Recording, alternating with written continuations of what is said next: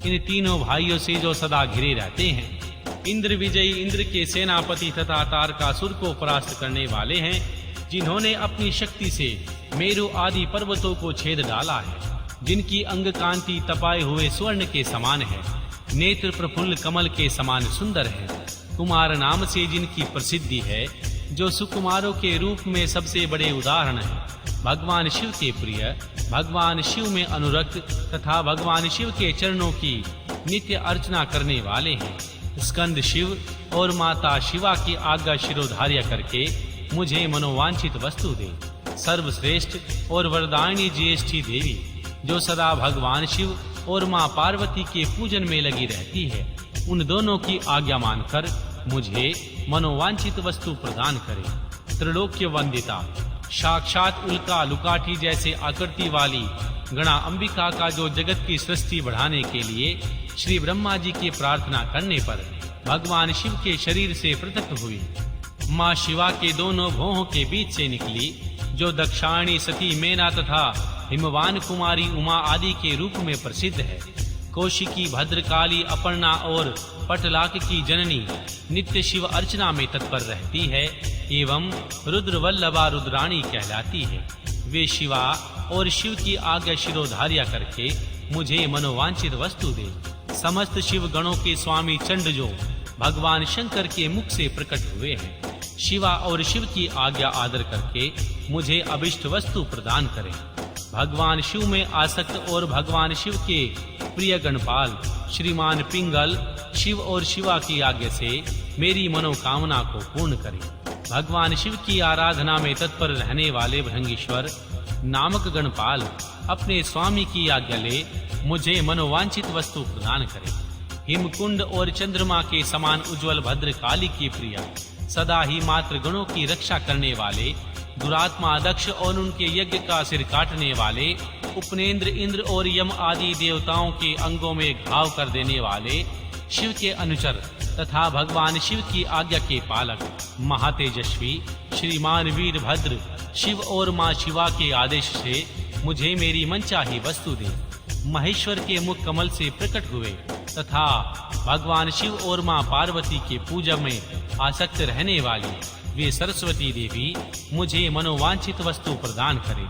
भगवान विष्णु के वक्षस्थल में विराज करने वाली मां लक्ष्मी, जो सदा भगवान शिव और मां शिवा के पूजन में लगी रहती है, उन शिव दंपति के आदेश से ही मेरी अभिलाषा पूर्ण करे। महादेवी मां पार्वती के पदपन्नों की पूजा में पारायण महामोटी उन्हीं की आज्ञा से मेरी मनचाही वस्तु मुझे प्रदान करे। मां पार्वती की सबसे श्रेष्ठ पुत्री सिंहवाहिनी कौशिकी, भगवान विष्णु की योग निंद्रा महामाया, महामर्दिनी महालक्ष्मी तथा मधु और फलों के गुदे तथा रस को प्रेम पूर्वक भोग लेने वाली निशुंभ शुंभ संहारिणी महासरस्वती माता पार्वती की आज्ञा से मुझे मनोवांछित वस्तु प्रदान करे। भगवान रुद्रदेव के समान तेजस्वी रुद्रगण, प्रख्यात पराक्रमी प्रथम गण तथा महादेव जी के समान तेजस्वी महाबली भूतगण, जो नित्य मुक्त, उमा रहित, निर्द्वंदु, उपद्रव्य शून्य, शक्तियों और अनुचरों के साथ रहने वाले, सर्वलोक वंदित, समस्त लोकों की सृष्टि और संहार में समर्थ, परस्पर एक दूसरे से अनुरक्त और भक्त, आपस में अत्यंत स्नेह रखने वाले, एक दूसरे को नमस्कार करने वाले, भगवान शिव के नित्य प्रियतम, भगवान शिव के ही नित्य चिन्हों से लक्षित, सौम्य घोर उभय भावयुक्त दोनों के बीच में रहने वाले, द्विरूप, कुरूप, स्वरूप और नाना रूपधारी हैं। वे भगवान शिव और देवी शिवा की आज्ञा का साक्षात्कार करते हुए मेरा मनोरथ सिद्ध करें। देवी की प्रिय सखियों का समुदाय, जो देवी के ही लक्षणों से लक्षित है और भगवान शिव के तीसरे आवरण में रुद्र कन्याओं तथा अनेक शक्तियों सहित नित्य भक्ति भाव से पूजित हुआ, वह भगवान शिव और मां पार्वती की आज्ञा का साक्षात्कार करके मुझे मंगल प्रदान करे। भगवान सूर्य महेश्वर की मूर्ति है, उनका सुंदर मंडल दीप्तिमान है। वे निर्गुण होते हुए भी कल्याणमय गुणों से युक्त हैं, केवल सद्गुण रूप हैं, निर्विकार, सबके आदि कारण और एकमात्र अद्वितीय हैं। यह सामान्य जगत उन्हीं की सृष्टि है, सृष्टि पालन और संहार के क्रम से उनके कर्म असाधारण है। इस तरह वे 3, 4 और 5 रूपों में विरक्त हैं। भगवान शिव के चौथे आवरण में अनुचरों सहित उनकी पूजा हुई। वे भगवान शिव के प्रिय, शिव में ही आसक्त तथा भगवान शिव के चरणारविंदों की अर्चना में तत्पर हैं। ऐसे सूर्य देव शिवा और मां पार्वती की आज्ञा का साक्षात्कार करके मुझे मंगल प्रदान करें।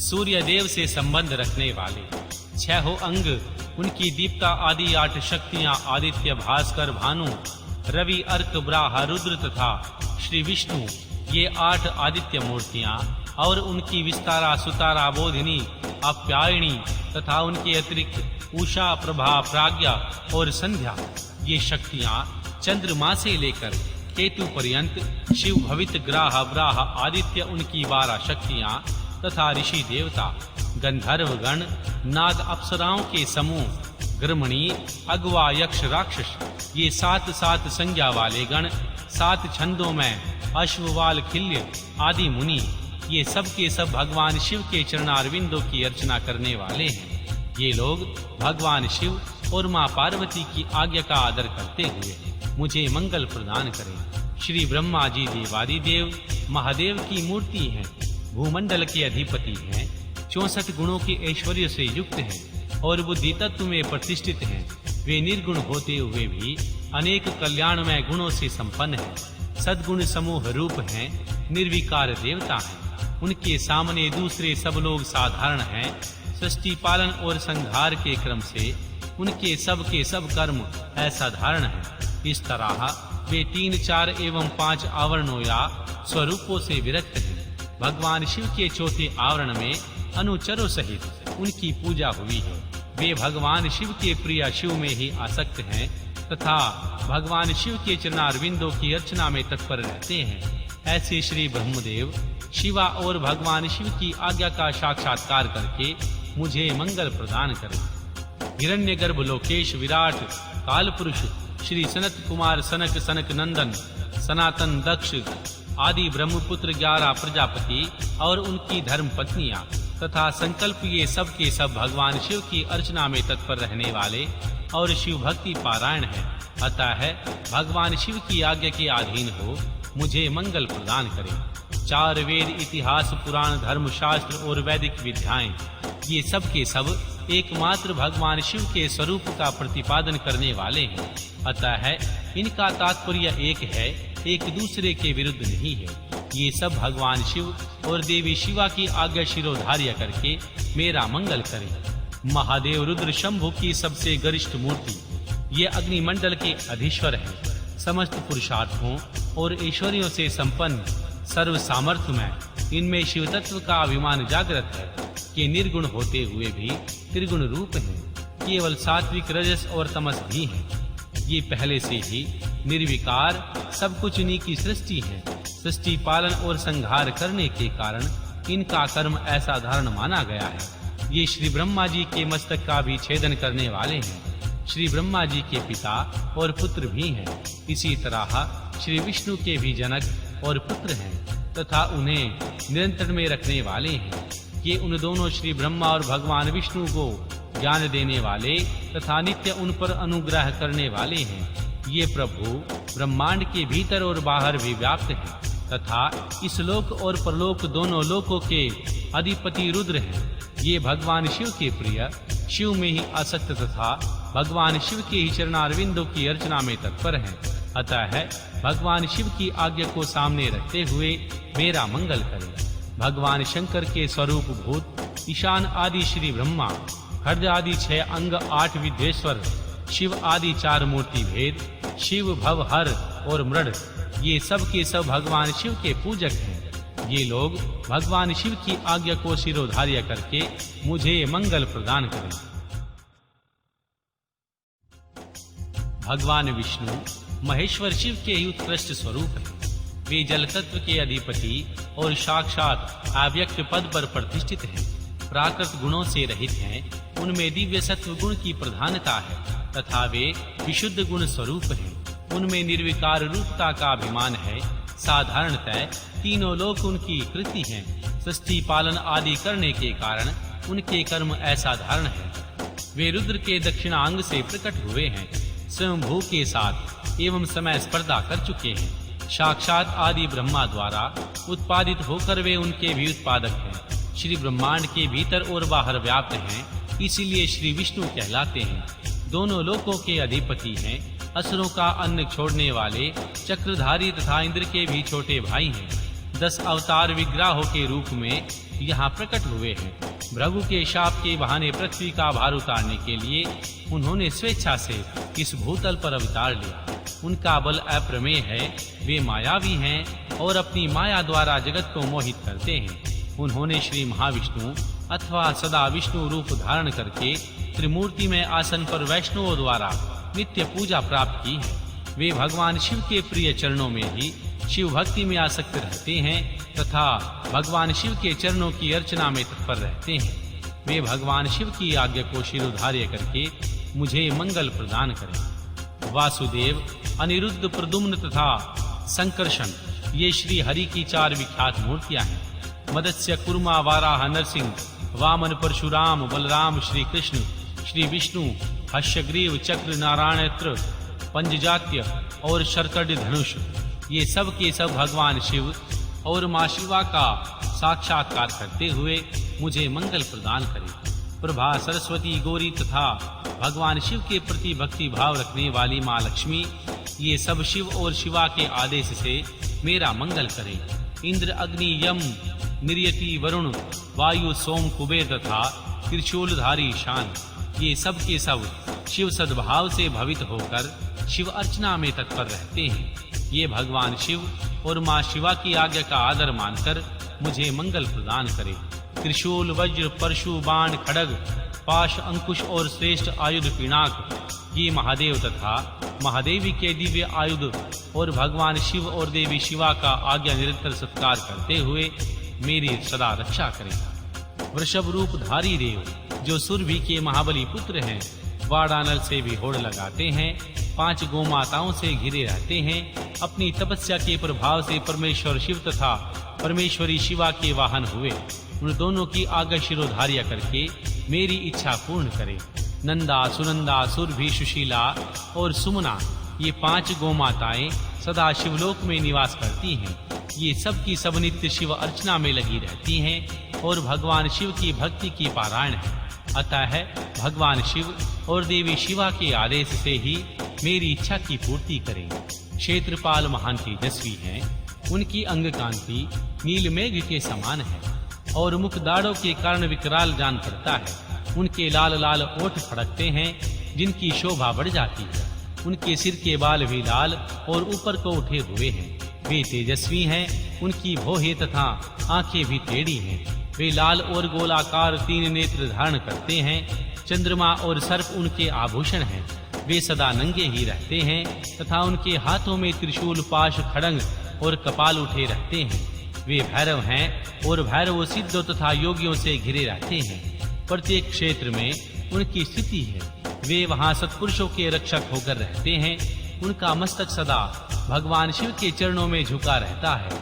वे सदा भगवान शिव के सद्भाव से भवित हैं तथा भगवान शिव के शरणागत भक्तों की और पुत्रों की भांति विशेष रक्षा करते हैं। ऐसे प्रभावशाली क्षेत्रपाल शिव और देवी शिवा की आज्ञा का सत्कार करते हुए मुझे मंगल प्रदान करें। काल जाग आदि भगवान शिव के प्रथम अवतार में पूजित हुए। वे चारों देवता भगवान शिव की आज्ञा का आदर करके मेरी रक्षा करें। जो भैरव आदि तथा दूसरे लोग भगवान शिव को सब ओर से घेर कर स्थित हैं, वे भी भगवान शिव के आदेश का गौरव मानकर मुझ पर अनुग्रह करें। नारद आदि पूजित दिव्य मुनि, साध्य नाग जनलोक निवासी, देवता विशेष अधिकार से संपन्न महालोक निवासी, सप्तऋषि तथा अन्य वैकमनी गणगण सदा शिव की अर्चना में तत्पर रहते हैं। वे सब भगवान की आज्ञा के अधीन हैं। अतः भगवान शिव और देवी शिवा की आज्ञा से मुझे मनोवांछित वस्तु प्रदान करें। गंधर्वों से लेकर पिशाच पर्यंत जो 4 देव योनियां हैं, जो सिद्ध और विद्याधर, अन्य आकाशीचर, असुर, राक्षस, पातालवासी, अनंत आदि, नागराज, गरुड़ आदि दिव्य पक्षी, कुष्मांड, प्रेत, बेताल, ग्राह, भूतगण, डाकिनियां, योगिनियां, शाकिनियां तथा वैसी ही और स्त्रियां क्षेत्र, आराम, बगीचे, ग्राह आदि तीर्थ, देव मंदिर, द्वीप, समुद्र, नदियां, नाद, सरोवर, सुमेरु आदि पर्वत, सब ओर फैले हुए वन, पशु, पक्षी, वृक्ष, कृमि, कीट आदि मृग, समस्त भुवन, भुवनेश्वर, आवरणों सहित ब्रह्मांड, 12 मास, 10 दिग्गज, वर्ण, पद, मंत्र, तत्व, उनके अधिपति, ब्रह्मांड धारक रुद्र, अन्य रुद्र और उनकी शक्तियां, इस जगत में जो कुछ भी देखा और सुना है और अनुमान किया हुआ है, वे सब के सब भगवान शिव और माँ शिवा की आज्ञा से मेरा मनोरथ पूर्ण करें। जो पंच पुरुषार्थ स्वरूपा होने से पंचार्था कही गई, जिसका स्वरूप दिव्य है तथा जो पशु विद्या की कोटि से बाहर है, वह पशुओं को पास से मुक्त करने वाली शैवी पराविद्या, शिव धर्म शास्त्र, शैव धर्म, श्रुति सम्मत, शिव संज्ञक पुराण, शैवागम तथा धर्म काम आदि चतुर्विध पुरुषार्थ, जिन्हें शिव और शिवा के समान ही मानकर उन्हीं के समान पूजा दी गई है, उन्हीं दोनों की आज्ञा लेकर मेरे अभिष्ट की सिद्धि के लिए इस कर्म का अनुमोदन करें, इसे सफल और सुसंपन्न घोषित करें। श्वेत से लेकर नकुलीश पर्यंत शिष्य सहित आचार्यगण, उनकी संतान परंपरा में उत्पन्न गुरुजन, विशेषतः मेरे गुरु शैव महेश्वर, जो ज्ञान और कर्म में तत्पर रहने वाले हैं, मेरे इस कर्म को सफल और सुसंपन्न माने। लौकिक ब्राह्मण, क्षत्रिय, वैश्य, वेदांग वेदों के तत्वज्ञ विद्वान, सर्वज्ञ कुशल, संख्यावेता, वैशेषिक, योग शास्त्र के आचार्य, न्यायिक, सूर्योपासक, ब्राहोपासक, शैव वैष्णव तथा अन्य सब शिष्ट और विशिष्ट पुरुष शिव की आज्ञा के अधीन हो मेरे इस कर्म को अभिष्ट साधक माने। सिद्धांत मार्गी शैव, पशुपत शैव, महाव्रतधारी शैव तथा कपालिक शैव, ये सब के सब भगवान शिव की आज्ञा का पालन करके मेरे भी पूज्य हैं। अतः शिव की आज्ञा से इन सब का मुझ पर अनुग्रह हो और वे इस कार्य को सफल करें। जो दक्षिणाचार के ज्ञान में परिनिष्ठ था, दक्षिणाचार से उत्कृष्ट मार्ग पर चलने वाले हैं, जो परस्पर विरोध करते हुए मंत्र का जाप करें और मेरे कल्याण कामी हैं। नास्तिक, षटकृत घन्य, तमस पाखंडी और अति प्राणी, जो मुझसे दूर ही रहे। यहाँ बहुतों की स्तुति से क्या लाभ। जो कोई भी आकस्मिक संत हैं, वे मुझ पर अनुग्रह करें और मेरे मंगल होने का आशीर्वाद दें। जो पंचावरण रूपी प्रपंच से घिरे हुए हैं और सबके आदि कारण हैं, उन आप पुत्र सहित साम सदा शिव को मेरा नमस्कार है। ऐसा कहकर भगवान शिव और देवी शिवा के उद्देश्य से भूमि पर दंड की भांति गिरकर प्रणाम करें और कम से कम 108 बार पंचाक्षरी विद्या का जाप करें। इसी प्रकार शक्ति विद्या नमो शिवाय का जाप करके उसका समर्पण करें और श्री महादेव जी से क्षमा मांगकर शेष पूजा की समाप्ति करें। यह परम पुण्यमय स्तोत्र भगवान शिव और माँ शिवा के हृदय को अत्यंत प्रिय है, संपूर्ण मनोरथों को देने वाला है और भोग तथा मोक्ष का एकमात्र साक्षात साधन है। जो एकाग्रचित हो प्रतिदिन इसका कीर्तन अथवा श्रवण करता है, वह सारे पापों को शीघ्र ही धोकर बाहर भगवान शिव का सायुज्य प्राप्त कर लेता है। जो गो हत्यारा, कृतघ्न, वीरघाती, गर्भस्थ शिशु की हत्या करने वाला, शरणागत का वध करने वाला और मित्र के प्रति विश्वासघाती है, दुराचार और पापाचार में ही लगा रहता है तथा माता और पिता का भी घातक है, वह भी इस स्तोत्र से जब से तत्काल पाप मुक्त हो जाता है। दुख, स्वप्न आदि महान अनर्थ सूचक भय के उपस्थित होने पर यदि मनुष्य इस स्तोत्र का कीर्तन करे तो वह कदापि अनर्थ का भागी नहीं हो सकता। आयु, आरोग्य, ऐश्वर्यों तथा और जो भी मनोवांछित वस्तु हैं, उन सब को इस स्तोत्र के जप से संलग्न करने वाला पुरुष प्राप्त कर लेता है। भगवान शिव की पूर्वोक्त पूजा न करके केवल स्तोत्र का पाठ करने से जो फल मिलता है उसको यहाँ बताया गया है, परंतु भगवान शिव की पूजा करके इस स्तोत्र का पाठ करने से जो फल मिलता है उसका तो वर्णन ही नहीं किया जा सकता। यह फल की प्राप्ति अलग रहे। इस स्तोत्र का कीर्तन करने पर इसे सुनते ही माता पार्वती सहित भगवान महादेव जी आकाश में आकर खड़े हो जाते हैं। अतः उस समय उमा सहित देवादिदेव महादेव की आकाश में पूजा करके दोनों हाथ जोड़कर खड़े हो जाएं और इस स्तोत्र का पाठ करें। ओम नमः शिवाय।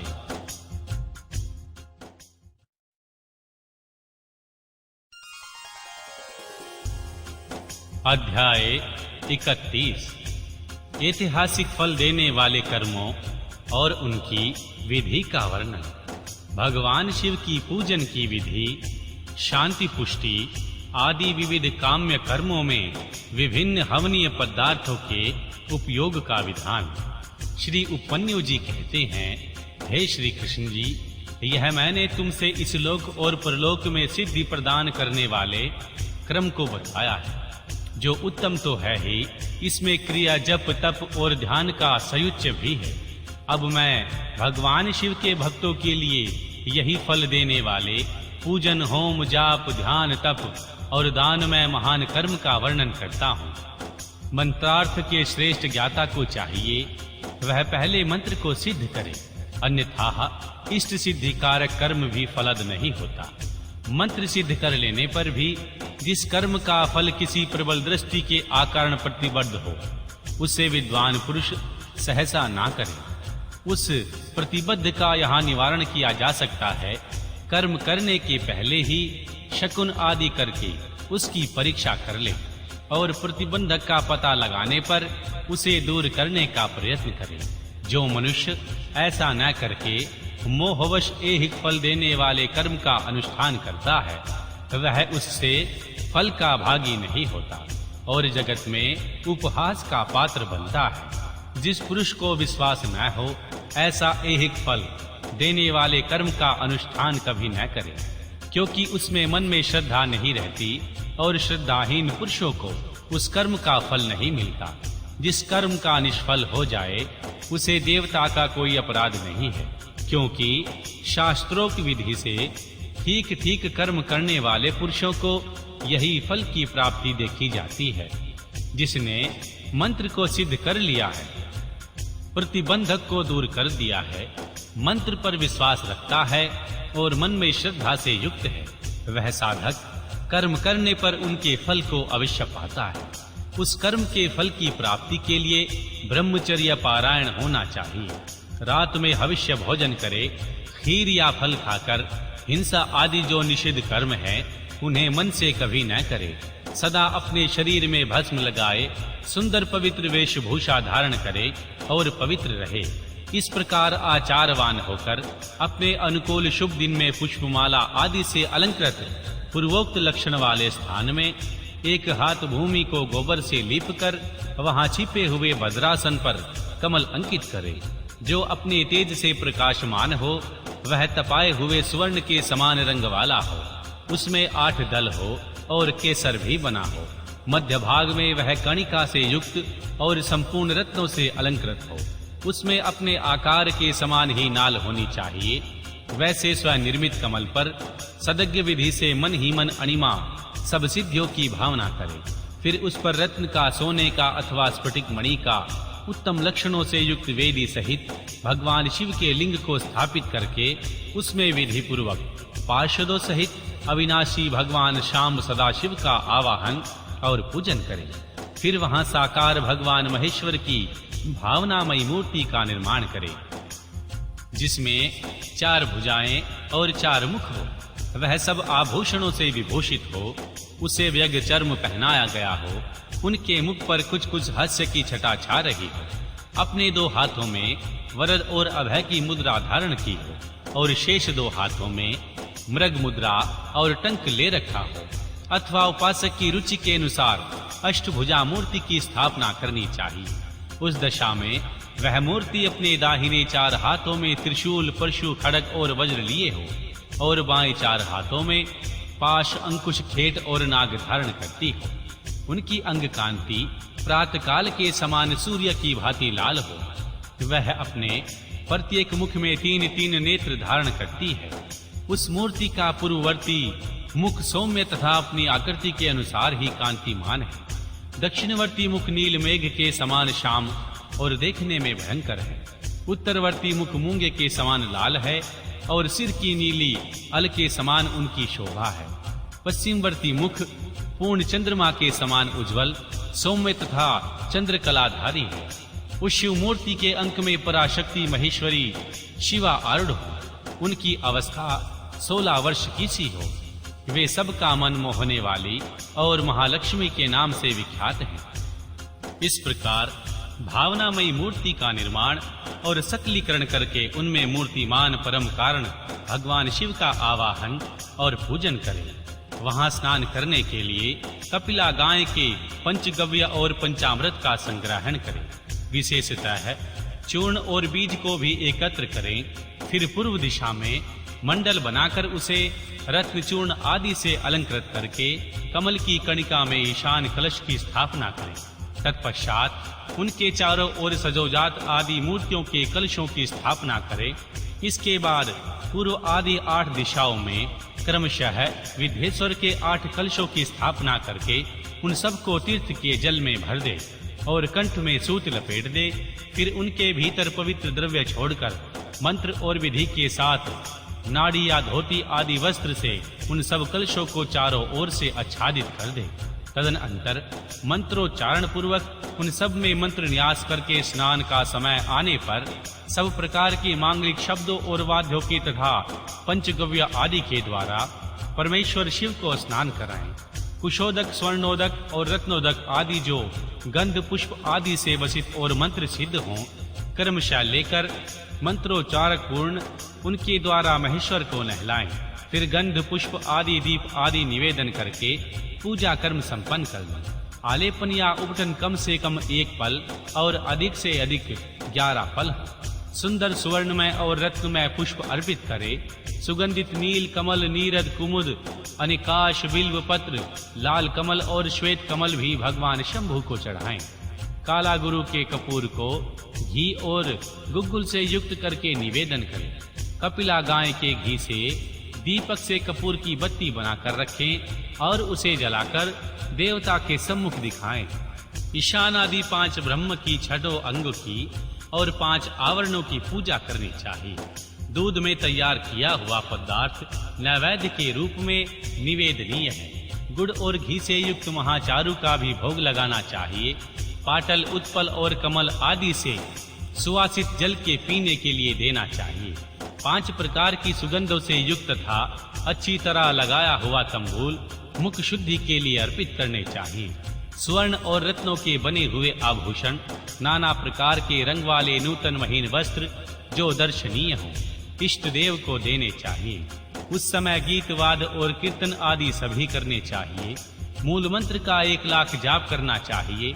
पूजा कम से कम 1 बार नहीं तो 2-3 बार ही करनी चाहिए, क्योंकि अधिक का अधिक फल होता है।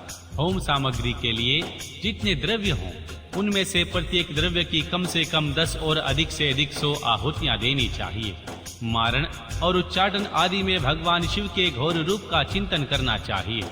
शांति कर्म या पौष्टिक कर्म करते समय भगवान के शिवलिंग में शिवाग्नि तथा अन्य प्रतिमाओं में भगवान शिव के सौम्य रूप का ध्यान करना चाहिए। मारण आदि कर्मों में लोहे के बने हुए श्रुक और श्रुआ का उपयोग करना चाहिए।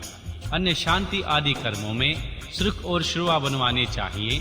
मृत्यु पर विजय पाने के लिए घी दूध में मिलाई हुई दुर्वा से, मधु से युक्त धृतयुक्त चारु से अथवा केवल दूध से भी हवन करना चाहिए तथा रोगों की शांति के लिए तिलों की आहुति देनी चाहिए। समृद्धि की इच्छा रखने वाला पुरुष महान दरिद्र की शांति के लिए घी, दूध अथवा केवल कमल के फूलों से होम करे। वशीकरण का इच्छुक पुरुष धृतयुक्त जाति पुष्प, चमेली या मालती के पुष्प से हवन करे। द्विज को चाहिए कि वह धृत और करवीर पुष्पों से आहुति देकर आकर्षण का प्रयोग सफल करे। तेल की आहुति से, उच्चाटन और मधु की आहुति से स्तंभन कर्म करे। सरसों की आहुति से भी स्तंभन किया जा सकता है। बड़ के बीज और तिल की आहुति द्वारा मारण और उच्चाटन करे। नारियल के तेल की आहुति देकर द्वेषपूर्ण कर्म करे। रोही के बीज की आहुति देकर बंधन का तथा लाल सरसों से मिले हुए संपूर्ण होम द्रव्य से सेना का स्तंभन करे। अभिचार कर्म में हस्तचलित यंत्र से तैयार किए गए तेल की आहुति देनी चाहिए। कुटकी की भूसी, कपास की डोर तथा तेल मिश्रित सरसों की भी आहुति दी जा सकती है। दूध की आहुति ज्वर की शांति करने वाली तथा सौभाग्य रूप का फल प्रदान करने वाली होती है। मधु, घी और दही को परस्पर मिलाकर इनमें दूध और चावल से अथवा केवल दूध से किया गया होम संपूर्ण सिद्धियों को देने वाला होता है। साथ समाधि आदि के शांतिक अथवा पौष्टिक कर्म भी करें। विशेषतः द्रव्यों द्वारा होम करने पर अवश्य और आकर्षण की सिद्धि होती है। बिल्व पत्रों का हवन वशीकरण तथा आकर्षण साधक और श्री लक्ष्मी जी की प्राप्ति कराने वाला है। साथ ही वह शत्रु पर विजय प्रदान कराता है। शांति कार्य में पालाश और खैर आदि की समिधाओं का होम करना चाहिए। क्रूरतापूर्ण कर्म में कनेर और आग की समिधाएं होनी चाहिए। लड़ाई झगड़े में कटीले पेड़ की समिधाओं का हवन करना चाहिए। और शांति और पुष्टि की विशेषतः शांति पुरुष से ही कराएं। जो निर्दय और क्रोधी हो उसी को अभिचारिक कर्म में प्रावृत्त होना चाहिए, वह भी उस दशा में जबकि दुरावस्था चरम सीमा को पहुंच गई हो और उसके निवारण का दूसरा कोई उपाय न रह गया। अतः ताई को नष्ट करने के उद्देश्य से अभिचारिक कर्म करना चाहिए। अपने राष्ट्रपति को हानि पहुंचाने के उद्देश्य से अभिचारिक कर्म कदापि नहीं करना चाहिए। यदि कोई आस्तित्व परम धर्मात्मा और माननीय पुरुष रहे हों, उनसे यदि कभी कोई अतातीत या कार्य हो जाए तो उनको कभी नष्ट करने से अभिचारिक कर्म का प्रयोग नहीं करना चाहिए। जो कोई भी मनवाणी और क्रिया द्वारा भगवान शिव से आश्रित हो, उनके साथ तथा राष्ट्रपति के उद्देश्य से भी अभिचारिक कर्म करके मनुष्य शीघ्र ही पतित हो जाता है। इसीलिए कोई भी पुरुष अपने लिए सुख चाहता हो, अपने राष्ट्रपालक राजा की तथा शिव भक्त की अभिचार के द्वारा हिंसा न करे। दूसरे किसी के उद्देश्य से भी मारण आदि का प्रयोग करने पर पश्चाताप से युक्त हो प्रायश्चित करना चाहिए। निर्धन या धनवान पुरुष भी बाणलिंग, नर्मदा से प्रकट हुए शिवलिंग, ऋषियों द्वारा स्थापित लिंग या वैदिक लिंग में भगवान शंकर की पूजा करें। जहां ऐसे लिंग का अभाव हो वहां सुवर्ण और रत्न के बने हुए शिवलिंग से पूजा करनी चाहिए। यदि सुवर्ण और रत्नों के उतार्जन की शक्ति न हो तो मन से ही भावनामयी मूर्ति का निर्माण करके मानसिक पूजन करना चाहिए अथवा प्रतिदिन द्रव्यों द्वारा भगवान शिव की कल्पना करनी चाहिए। जो किसी अंश में समर्थ और किसी अंश में असमर्थ है, वह भी यदि अपनी शक्ति के अनुसार पूजन कर्म करता है तो उसका अवश्य फल का भागी होता है। जहां इस कर्म का अनुष्ठान करने पर भी फल नहीं दिखाई देता, वहां 2 या 3 बार उनकी आवृत्ति करें। ऐसा करने से सर्वथा फल का दर्शन हो। पूजा के उपयोग में आया हुआ जो स्वर्ण, रत्न आदि उत्तम द्रव्य हो, वह सब गुरु को दे देना चाहिए तथा उनके अतिरिक्त दक्षिणा भी देनी चाहिए। यदि गुरु नहीं लेना चाहे तो वह सब वस्तु भगवान शिव को ही समर्पित कर दे अथवा शिव भक्तों को दे दे। इसके सिवा दूसरों को देने का विधान नहीं है। परम गुरु आदि की अपेक्षा न रखकर स्वयं यथाशक्ति पूजा संपन्न करता है, वह भी ऐसा ही आचरण करे। पूजा में चढ़ाई हुई वस्तु स्वयं न ले। जो मूढ़ लोभवश पूजा के अंगभूत उस द्रव्य को ग्रहण कर लेता है, वह अभिष्ट फल को नहीं पाता। इसमें अन्यथा विचार नहीं करना चाहिए। किसी के द्वारा पूजित शिवलिंग को मनुष्य ग्रहण करे या ना करे, यह उसकी इच्छा पर निर्भर करता है। यदि ले ले तो स्वयं नित्य उसकी पूजा करे अथवा उसकी प्रेरणा से दूसरा कोई पूजा न करे। जो पुरुष इस कर्म का शास्त्रीय विधि के अनुसार ही निरंतर अनुष्ठान करता है, वह फल पाने में कभी वांछित नहीं रहता। इससे बढ़कर प्रशंसा की बात और क्या हो सकती है। तथापि मैं संक्षेप से कर्मजनित उत्तम सिद्धि की महिमा का वर्णन करता हूँ, इसे सुनो। शत्रु अथवा अनेक प्रकार की व्याधियों का शिकार होकर और मौत के मुंह में पड़कर भी मनुष्य बिना किसी विघ्न बाधा के मुक्त हो जाता है। अत्यंत कृष्ण भी उदार और निर्धन भी कुबेर के समान हो जाता है। कुरूप भी कामदेव के समान सुंदर और बूढ़ा भी जवान हो जाता है। शत्रु क्षण भर में मित्र और विरोधी भी किंकर हो जाता है। अमृत विष के समान और विष भी अमृत के समान हो जाता है। समुद्र भी स्थल और स्थल भी समुद्रवत हो जाता है। गड्ढा पहाड़ जैसा ऊंचा और पर्वत भी गड्ढे के समान हो जाता है। अग्नि सरोवर के समान शीतल और सरोवर भी अग्नि के समान दहक बन जाता है। उद्यान जंगल और जंगल उद्यान हो जाता है। द्रुकमर्ग सिंह के समान शौर्यशाली और सिंह भी क्रीड़ा मृग के समान आज्ञापालक हो जाता है। स्त्रियां अभिसारिका बन जाती हैं, अधिक प्रेम करने लगती हैं और लक्ष्मी सुस्थिर हो जाती है। वाणी इच्छानुसार दासी बन जाती है और कीर्ति गणिका के समान सर्वगामिनी हो जाती है। बुद्धि स्वेच्छानुसार विचरने वाली और मन हीरे को छेदने वाली सुई के समान सूक्ष्म हो जाता है। शक्ति आंधी के समान प्रबल हो जाती है और प्रबल मत गजराज के समान पराक्रमशाली होता है। शत्रु पक्ष के उद्योग और कार्य स्तब्ध हो जाते हैं तथा शत्रुओं के समस्त सुहार्दगण उनके लिए शत्रु पक्ष के समान हो जाते हैं। शत्रु बंधु बांधवों सहित जीते मुर्दे के समान हो जाते हैं और सिद्ध पुरुष स्वयं आपत्ति में भी पड़कर आरिष्टि रहित संकट मुक्त हो जाते हैं। अमरत्व सा प्राप्त कर लेते हैं। उनका खाया हुआ आपत्य भी उनके लिए सदा रसायन का काम देता है। निरंतर रति का सेवन करने पर भी वह नया सा ही बना रहता है। भविष्य आदि की बातें उनके हाथ में रखे हुए आंवले के समान प्रत्यक्ष दिखाई देती हैं। अनिमा आदि सिद्धियां भी इच्छा करते ही फल देने लगती है। इस विषय में बहुत से कहने से क्या लाभ। इस कर्म का संपादन कर लेने पर संपूर्ण कामार्थ सिद्धियों में कोई भी ऐसी वस्तु नहीं रहती जो हासिल न की जाए। ओम नमः शिवाय। अध्याय 32।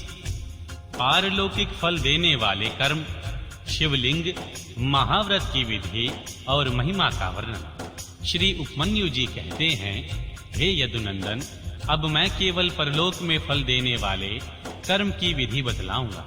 तीनों लोकों में इसके समान दूसरा कोई कर्म नहीं है। यह विधि अतिशय पुण्य से युक्त है और संपूर्ण देवताओं ने इनका अनुष्ठान किया है। श्री ब्रह्मा, श्री विष्णु, श्री रुद्र, इंद्र आदि लोकपाल, सूर्य आदि नवग्रह, विश्वामित्र और महर्षि वशिष्ठ आदि ब्रह्मवेता महर्षि, श्वेत अगस्त्य दधीचि तथा हम सरीखे शिव भक्त श्री नंदीश्वर जी, महाकाल, भृंगीश आदि नागेश्वर, पातालवासी दैत्य, शेष आदि महानाग, सिद्ध यक्ष, गंधर्व, राक्षस, भूत और पिशाच, इन सब ने अपना अपना पद प्राप्त करने के लिए इनकी पूजा अर्चना की है तथा इस विधि का अनुष्ठान किया है।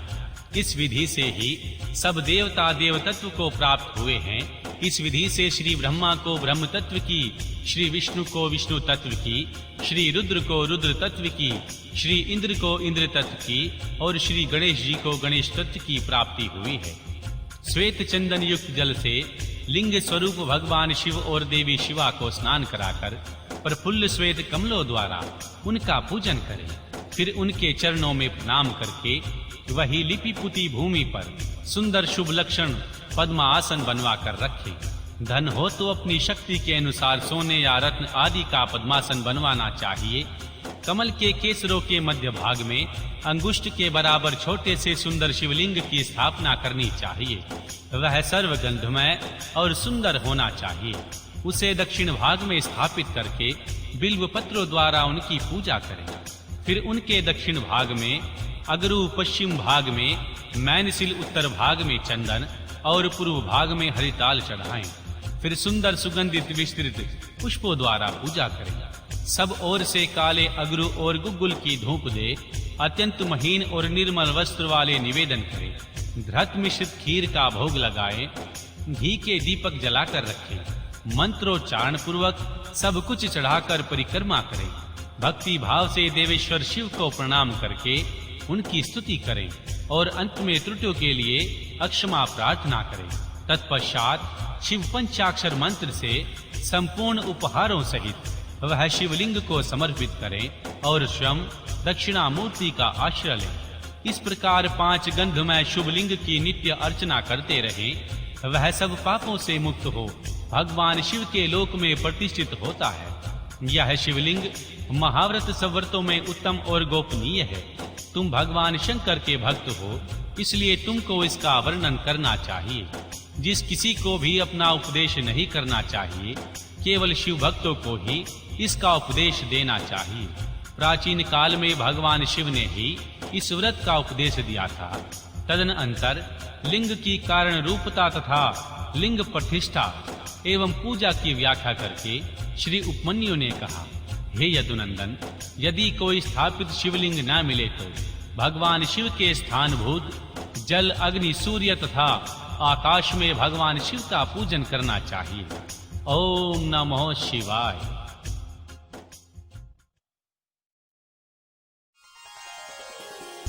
अध्याय 33 व 36। योग के अनेक भेद, उनके 8 और 6 अंगों का विचेचन, यम, नियम, आसन, प्राणायाम, 10 विध प्राणों को जीतने की महिमा, प्रत्याहार, धारणा, ध्यान और समाधि का निरूपण। श्री कृष्ण ने कहा, भगवान, आपने ज्ञान, क्रिया और चर्या का संक्षिप्त सार उद्धृत करके मुझे सुनाया है। यह सब श्रुति के समान आदरणीय है और इसे मैं ध्यान पूर्वक सुन चुका हूँ। अब मैं अधिकार, अंग, विधि और प्रायोजन सहित परम दुर्लभ योग का वर्णन सुनना चाहता हूँ। यदि योग आदि का अभ्यास करने से पहले ही मृत्यु हो जाए तो मनुष्य आत्मघाती होता है। अतः आप योग का कोई ऐसा साधन बताइए जिसे शीघ्र सिद्ध किया जा सके, जिससे कि मनुष्य को आत्मघाती ना होना पड़े। योग का वह अनुष्ठान, उनका कारण करके उसके उपयुक्त समय का साधन तथा उनके भेदों का तारतम्य क्या है। श्री उपमन्यु जी बोले, हे श्री कृष्ण, तुम यह सब प्रश्नों के तारतम्य के ज्ञाता हो। तुम्हारा यह प्रश्न बहुत ही उचित है, इसलिए मैं इन सब बातों पर क्रमशः प्रकाश डालूंगा। तुम एकाग्रचित होकर सुनो। जिनकी दूसरी वृत्तियों का विरोध हो गया हो, ऐसे चित्त की भगवान शिव में जो निश्चल वृत्ति है, उसी को संक्षेप में योग कहा गया है। यह योग 5 प्रकार का है: मंत्र योग, स्पर्श योग और भग योग, अभाव योग और महायोग। मंत्र जाप के अभ्यास बस मंत्र के वाचार्थ में स्थित हुए विक्षेप रहित जो मन की आवृत्ति है, उसका नाम मंत्र योग है।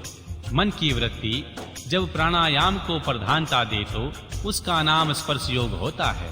वही स्पर्श योग जब मंत्र के स्पर्श से रहित हो तो भव योग कहलाता है, जिसमें संपूर्ण विश्व के रूप मंत्र का अवलय विलीन तिरोहित हो जाता है। उसे अभाव योग कहा गया है, क्योंकि उस समय सद्वस्तु का भी भान नहीं होता, जिसमें एकमात्र उपाधि शून्य शिव भाव का चिंतन किया जाता है और मन की वृत्ति शिवमय हो जाती है। उसे महायोग कहते हैं। देखे और सुने गए लौकिक और परालौकिक विषयों की ओर से जिनका मन विरक्त हो गया हो, उसी का भोग में अधिकार है, दूसरे किसी का नहीं है। लौकिक और परालौकिक दोनों विषयों में दोषों का और ईश्वर के गुणों का सदा ही दर्शन करने से मन विरक्त हो जाता है। प्राय सभी योग 8 या 6 अंगों से युक्त होते हैं। यम, नियम, स्वास्तिक आदि आसन, प्राणायाम, प्रत्याहार, धारणा, ध्यान और समाधि, ये विद्वानों ने योग के 8 अंग बताए हैं। आसन, प्राणायाम, प्रत्याहार, धारणा, ध्यान और समाधि, ये थोड़े में योग के 6 लक्षण हैं। शिव शास्त्र में इन्हें पृथक पृथक लक्षण बताए गए हैं। अन्य शिव गामों में विशेषता है। कामिक आदि में योग शास्त्रों में और किन्हीं किन्हीं पुराणों में भी इनके लक्षणों का वर्णन है। अहिंसा, सत्य, असत्य, ब्रह्मचर्य और अपरिग्रह, इन सत्य पुरुषों ने यम कहा है। इस प्रकार यम 5 अवयवों के योग से युक्त हैं। सोच, संतोष, तप, जप, स्वाध्याय और प्राणिधान, इन 5 भेदों से युक्त दूसरे योगांग को नियम कहा गया है। तात्पर्य यह है कि नियम अपने 8 के भेद से 5 प्रकार का है। आसन के 8 भेद कहे गए हैं: स्वास्तिक आसन, पद्मा आसन, अर्धचंद्रा आसन, वीरा आसन, योगा आसन, प्रसादी आसन, पार्यका आसन और अपनी रुचि के अनुसार आसन। अपने शरीर में प्रकट हुई जो वायु है उसको प्राण कहते हैं। उसे रोकना ही आयाम है। उस प्राणायाम के 3 भेद कहे गए हैं: रेचक, पूरक और कुंभक। नासिका के एक छिद्र को दबाकर या बंद करके दूसरे उदर स्थित वायु को बाहर निकालें। इस प्रकार क्रिया को रेचक कहा गया। और दूसरे नासिका छिद्र के द्वारा ब्राह वायु से शरीर को धोंकने की भांति भर ले। इसमें वायु के पूर्ण की क्रिया होने के कारण इसे पूरक कहा गया है। जब साधक भीतर की वायु को न तो छोड़ता है और न बाहर की वायु को ग्रहण करता है, केवल भरे हुए घड़ी की भांति अचल भाव से स्थिर रहता है, तब उस प्राणायाम को कुंभक नाम दिया जाता है। योग के साधक को चाहिए कि वह रेचक आदि तीनों प्राणायामों को न तो बहुत जल्दी करे और न बहुत देर से। साधना के लिए उदत हो क्रम योग से उसका अभ्यास करें। रेचक आदि में नाड़ी शोधन पूर्वक जो प्राणायाम का अभ्यास किया जाता है, उसे स्वेच्छा से उत्क्रमण पर्यंत कहते रहना चाहिए। यह बात योग शास्त्र में बताई गई है।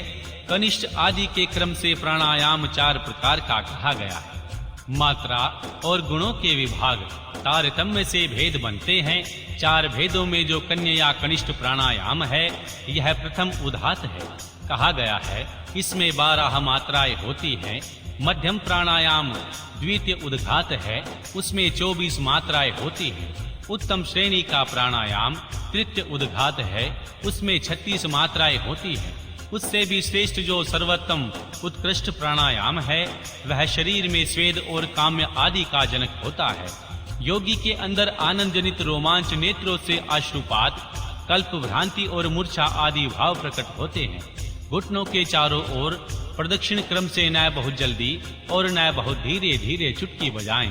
घुटने की एक परिक्रमा में जितनी देर तक चुटकी बजती है, उस समय का मान 1 मात्र है। मात्राओं को क्रमशः जानना चाहिए। उद्जात क्रम से योग नाड़ी शोधक पूर्वक प्राणायाम करना चाहिए। प्राणायाम के 2 भेद बताए गए हैं, अगर्भ और सगर्भ। जप और ध्यान के बिना किया गया प्राणायाम अगर्भ कहलाता है तथा जप और ध्यान के सहयोग पूर्वक किए जाने वाले प्राणायाम को सगर्भ कहते हैं। अगर्भ से सगर्भ प्राणायाम 100 गुना अधिक उत्तम है। इसलिए योगी जन प्राय सगर्भ प्राणायाम किया करते हैं। प्राण विजय से ही शरीर की वायु पर विजय पाई जाती है। प्राण आपान समान उदान व्यान नाग कुर्म कुक्कल वेदत्त और धनंजय, ये 10 प्राण वायु हैं। प्राण प्राणायाम करता है, इसलिए प्राण कहते हैं। जो कुछ भोजन किया जाता है, उसे जो वायु नीचे ले जाती है, उसको आपान कहते हैं। जो वायु संपूर्ण अंगों को बढ़ाती है, उससे व्याप्त रहती है, उसका नाम व्यान है। जो वायु मर्म स्थानों को उत्तेजित करती है, उनकी उदान संज्ञा है। जो वायु सब अंगों को समभाव से चलाती है, वह अपने उस समन रूप कर्म से समान कहलाती है। मुख से कुछ उगलने में कारणभूत वायु को नाग कहा गया है। आंख खोलने के व्यापार में कूर्म नामक वायु की स्थिति है। क्रक और जभाई में वेददत्त नामक वायु की स्थिति है। धनंजय नामक वायु संपूर्ण शरीर में व्याप्त रहती है। वह मृतक शरीर को भी नहीं छोड़ती। कर्म से अभ्यास में लगा हुआ यह प्राणायाम जब उचित प्रमाण या मात्रा से युक्त हो जाता है, तब वह कर्ता के सारे दोषों को दग्ध कर देता है और उसके शरीर की रक्षा करता है।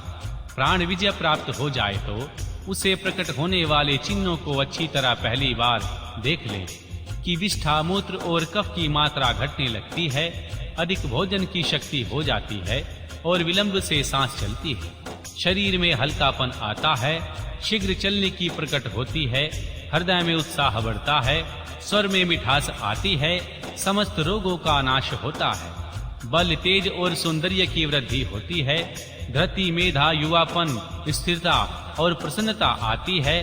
तप, प्रायश्चित, यज्ञ, दान और व्रत आदि जितने भी साधन हैं, ये सब प्राणायाम के 16वीं कला के बराबर नहीं है। अपने अपने विषय में आसक्त हुई इंद्रियों को वहां से हटाकर जो अपने भीतर निग्रहित करता है, उस साधन को प्रत्याहार कहते हैं।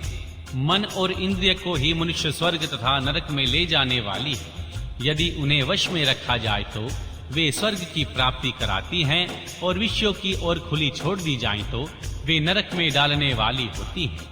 इसलिए सुख की इच्छा रखने वाले बुद्धिमान पुरुष को चाहिए वह ज्ञान वैराग्य का आश्रय ले, इंद्रिय रूपी अश्वों को शीघ्र ही काबू में करके स्वयं ही आत्मा का उद्धार करे। चित्त को किसी स्थान विशेष में बांधना, किसी ध्येय विशेष में स्थिर करना, यही संक्षेप में धारणा का स्वरूप है। एकमात्र भगवान शिव ही स्थान है, दूसरा कोई नहीं, क्योंकि दूसरे स्थानों में त्रिविध दोष विद्यमान है।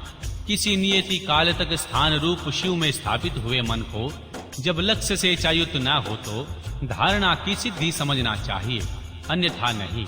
मन पहले धारणा से ही स्थिर होता है, इसलिए धारणा के अभ्यास से मन को धीर बनाएं।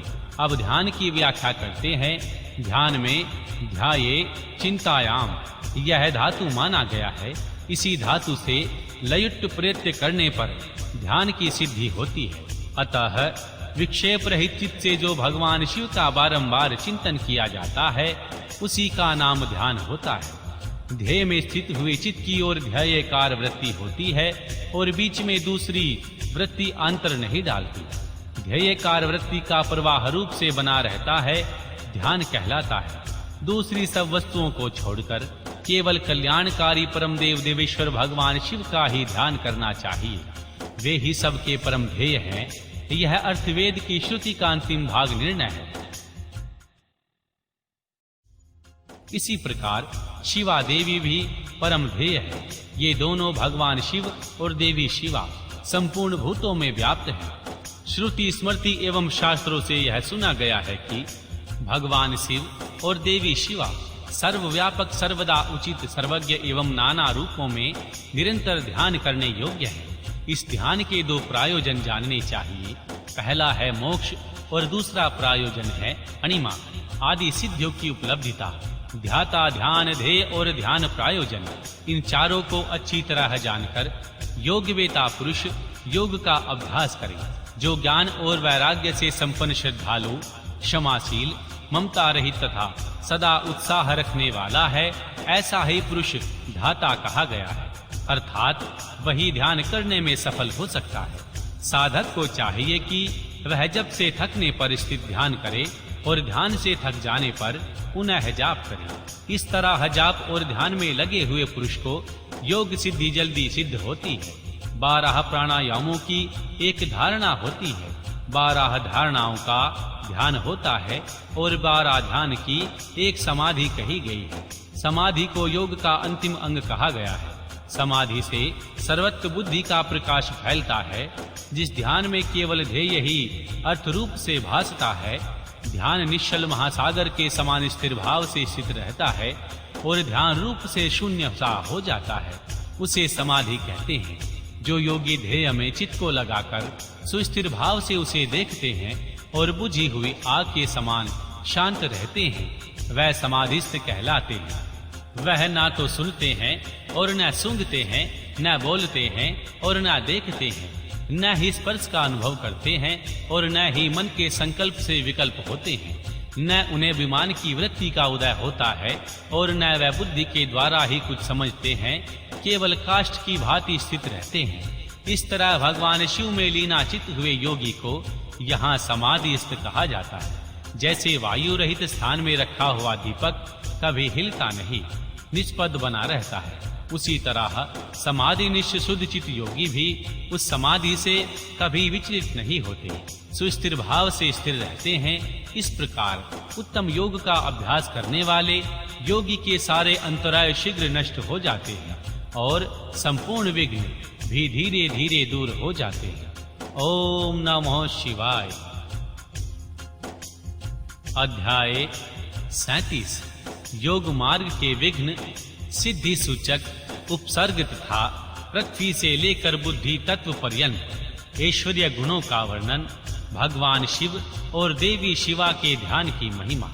श्री उपमन्यु जी कहते हैं, हे श्री कृष्ण जी, आलस्य तीक्ष्ण व्याधियां, प्रमाद, स्थान संशय, आवनचिता, आश्राद, भ्रांति दर्शन, दुख, दोर्मनस्य और विषालोलुपता, ये सब 10 योग साधना में लगे हुए पुरुषों के लिए योग मार्ग में विघ्न कहे गए हैं। योगियों के शरीर और चित्त में जो आलसता का अभाव आता है, उसी को यहाँ आलस्य कहा गया है। वात, पित्त और कफ, इन धातुओं की विषमता से जो दोष उत्पन्न होते हैं, उन्हीं को व्याधि कहते हैं। कर्म दोष से इन व्याधियों की उत्पत्ति होती है। असावधानी के कारण योग के साधनों का न हो पाना प्रमाद कहा गया है। यह है या नहीं है, इस प्रकार उभय कोटि से आक्रांत हुए ज्ञान का नाम स्थान संशय और मन का कहीं स्थिर न होना ही अनावस्थिता चित्ता, चित्त की अस्थिरता कहा गया है। योग मार्ग में भाव रहित अनुराग शून्य जो मन की वृत्ति है उसी को अश्रद्धा कहते हैं। विपरीत भावना से युक्त बुद्धि को जो भ्रांति कहते हैं। दुख कहते हैं। कष्ट उनके 3 भेद हैं, आध्यात्मिक, अधिभौतिक और आधिदैविक। मनुष्य के चित्त का जो अज्ञान जनित दुख है उसे आध्यात्मिक दुख समझना चाहिए। पूर्वकृत कर्मों के परिणाम से जो शरीर में रोग आदि उत्पन्न होते हैं उसे आधिभौतिक दुख कहा गया है। विद्युत्पात, अस्त्र शस्त्र और विष आदि से जो कष्ट प्राप्त होता है उसे आधिदैविक दुख कहते हैं। इच्छा पर आघात पहुंचने से मन में जो क्षोभ होता है उसी का नाम दोर्मनस्य विचित्र विषय में जो सुख का भ्रम है वही विषयालोलुपता कहा गया है। योग पारायण, योगी के इन विघ्नों के शांत हो जाने पर जो दिव्य उपसर्ग विघ्न प्राप्त होते हैं वे सिद्धि के सूचक हैं। प्रतिभा, सुनना, वार्ता, दर्शन, आस्वाद और वेदना, ये 6 प्रकार की सिद्धियां ही उपसर्ग कहलाती हैं, जो योग शक्ति के अपव्यय में कारण होती हैं। जो पदार्थ अत्यंत सूक्ष्म हो, किसी की ओट में हो, भूतकाल में न रहने वाला हो, बहुत दूर हो अथवा भविष्य में न होने वाला हो, उसका ठीक ठीक प्रतिभास ज्ञान हो जाना प्रतिभा कहा गया है। सुनने का प्रयत्न न करने पर भी संपूर्ण शब्दों का सुनाई देना श्रवण कहा गया है। समस्त देहधारियों की बातों को समझ लेना वार्ता है। दिव्य पदार्थों का किसी के प्रयत्न के द्वारा दिखाई देना दर्शन कहा गया है। दिव्य रसों का स्वाद प्राप्त होना अस्वाद कहलाता है। अंतकरण के द्वारा दिव्य स्पर्शों का तथा ब्रह्मलोक तत्व के गंध आदि दिव्य भोगों का अनुभव वेदना नाम से विख्यात है। सिद्ध योगी के पास ही शम रत्न उपस्थित हो जाते हैं और बहुत सी वस्तुएं प्रदान करते हैं। मुख से इच्छानुसार नाना प्रकार की मधुर वाणी निकलती है। सब प्रकार के रसायन और दिव्य औषधियां सिद्ध हो जाती हैं। देवांगनाएं इस योगी को प्रणाम करके मनोवांछित वस्तुएं देती हैं। योग सिद्धि के एक देश का भी साक्षात्कार हो जाए तो मोक्ष में मन लगा रहता है। यह मैंने जैसे देखा या अनुभव किया है उसी प्रकार मोक्ष भी हो सकता है। कृष्टा, स्थूलता और बाल्य अवस्था, वृद्धा अवस्था और युवा अवस्था, नाना प्रकार के जाति का स्वरूप पृथ्वी, जल, अग्नि और वायु, इन 4 तत्वों के शरीर को धारण करना, नित्य अपार्थिव एवं मनोहर गंध को ग्रहण करना, ये पार्थिव ऐश्वर्यों के 8 गुण बताए गए हैं। जल में निवास करना, पृथ्वी पर ही जल का निकल जाना, इच्छा करते ही बिना किसी आतुरता के स्वयं समुद्र को भी पी जाने में समर्थ होना, इस संसार में जहाँ चाहे वही जल का दर्शन होना, घड़ा आदि के बिना हाथ में जल राशि को धारण करना, जिस विरस वस्तु को भी खाने की इच्छा हो उसका तत्काल सरस हो जाना, जल, तेज और वायु, इन 3 तत्वों के शरीर को धारण करना तथा देह का फोड़े, फुंसी और घाव से रहित होना। पार्थिव ऐश्वर्य के 8 गुणों को मिलाकर ये 16 जलीय ऐश्वर्यों से अद्भुत गुण है। शरीर में अग्नि को प्रकट करना, अग्नि के तप से जलने का भय दूर हो जाना, इसकी इच्छा न हो तो बिना किसी प्रयत्न के इस जगत को जलाकर भस्म कर देने की शक्ति होना, पानी के ऊपर अग्नि को स्थापित करना, हाथ में आग धारण करना, षष्ठी को जलाकर फिर उसे ज्यों का त्यों कर देने की क्षमता होना, मुख में ही अन्न आदि को पचा लेना, तेज और वायु 2 ही तत्वों से शरीर को रच लेना, ये 8 गुण जलीय ऐश्वर्यों से उपयुक्त 16 गुणों के साथ 24 होते हैं। ये 24 तेजस ऐश्वर्य गुण कहे गए हैं। मन में समान वेगशाली होना, प्राणियों के भीतर क्षण भर में प्रवेश कर जाना, बिना प्रयत्न के ही पर्वत आदि के महान भार को उठा लेना, भारी हो जाना, हल्का हो जाना, हाथ में वायु को पकड़ लेना, अंगुली के अग्रभाग की चोट से भूमि को भी कंपित कर देना, एकमात्र वायु तत्व से ही शरीर का निर्माण कर लेना, ये 8 गुण तेजस ऐश्वर्यों के 24 गुणों के साथ 32 हो जाते हैं। विद्वानों ने वायु संबंधी ऐश्वर्यों के ये 32 गुण स्वीकार किए हैं। शरीर की छाया का न होना, इंद्रियों का दिखाई न देना, आकाश में इच्छानुसार विचरना, इंद्रियों में संपूर्ण विषयों का सामस्व होना, आकाश को लांघना, अपने शरीर में उसका निवेश करना, आकाश को पिंड की भांति ठोस बना देना और निराकार होना, ये 8 गुण अग्नि के 32 गुणों से मिलकर 40 होते हैं। ये 40 ही वायु संबंधी ऐश्वर्यों के गुण है। यही संपूर्ण इंद्रियों का ऐश्वर्य है। इसी को इंद्रा एवं अंबर कहा गया है। आकाश संबंधी ऐश्वर्य भी कहते हैं। इच्छा अनुसार सभी वस्तुओं की उपलब्धि, जहां वहां निकल जाना, सबको अभिभूत सा कर लेना, संपूर्ण गृह अर्थ का दर्शन होना, कर्म के अनुरूप निर्माण करना, सबको वश में कर लेना तथा प्रिय वस्तु का ही दर्शन होना और एक ही स्थान से संपूर्ण संसार का दिखाई देना, ये 8 गुण पूर्वोक्त इंद्रिय संबंधी ऐश्वर्य गुणों से मिलकर 48 होते हैं। चंद्रमास ऐश्वर्य इन 48 गुणों से युक्त कहा गया है। यह पहले के ऐश्वर्यों से भी अधिक गुण वाला है। इसे मानस ऐश्वर्य भी कहते हैं।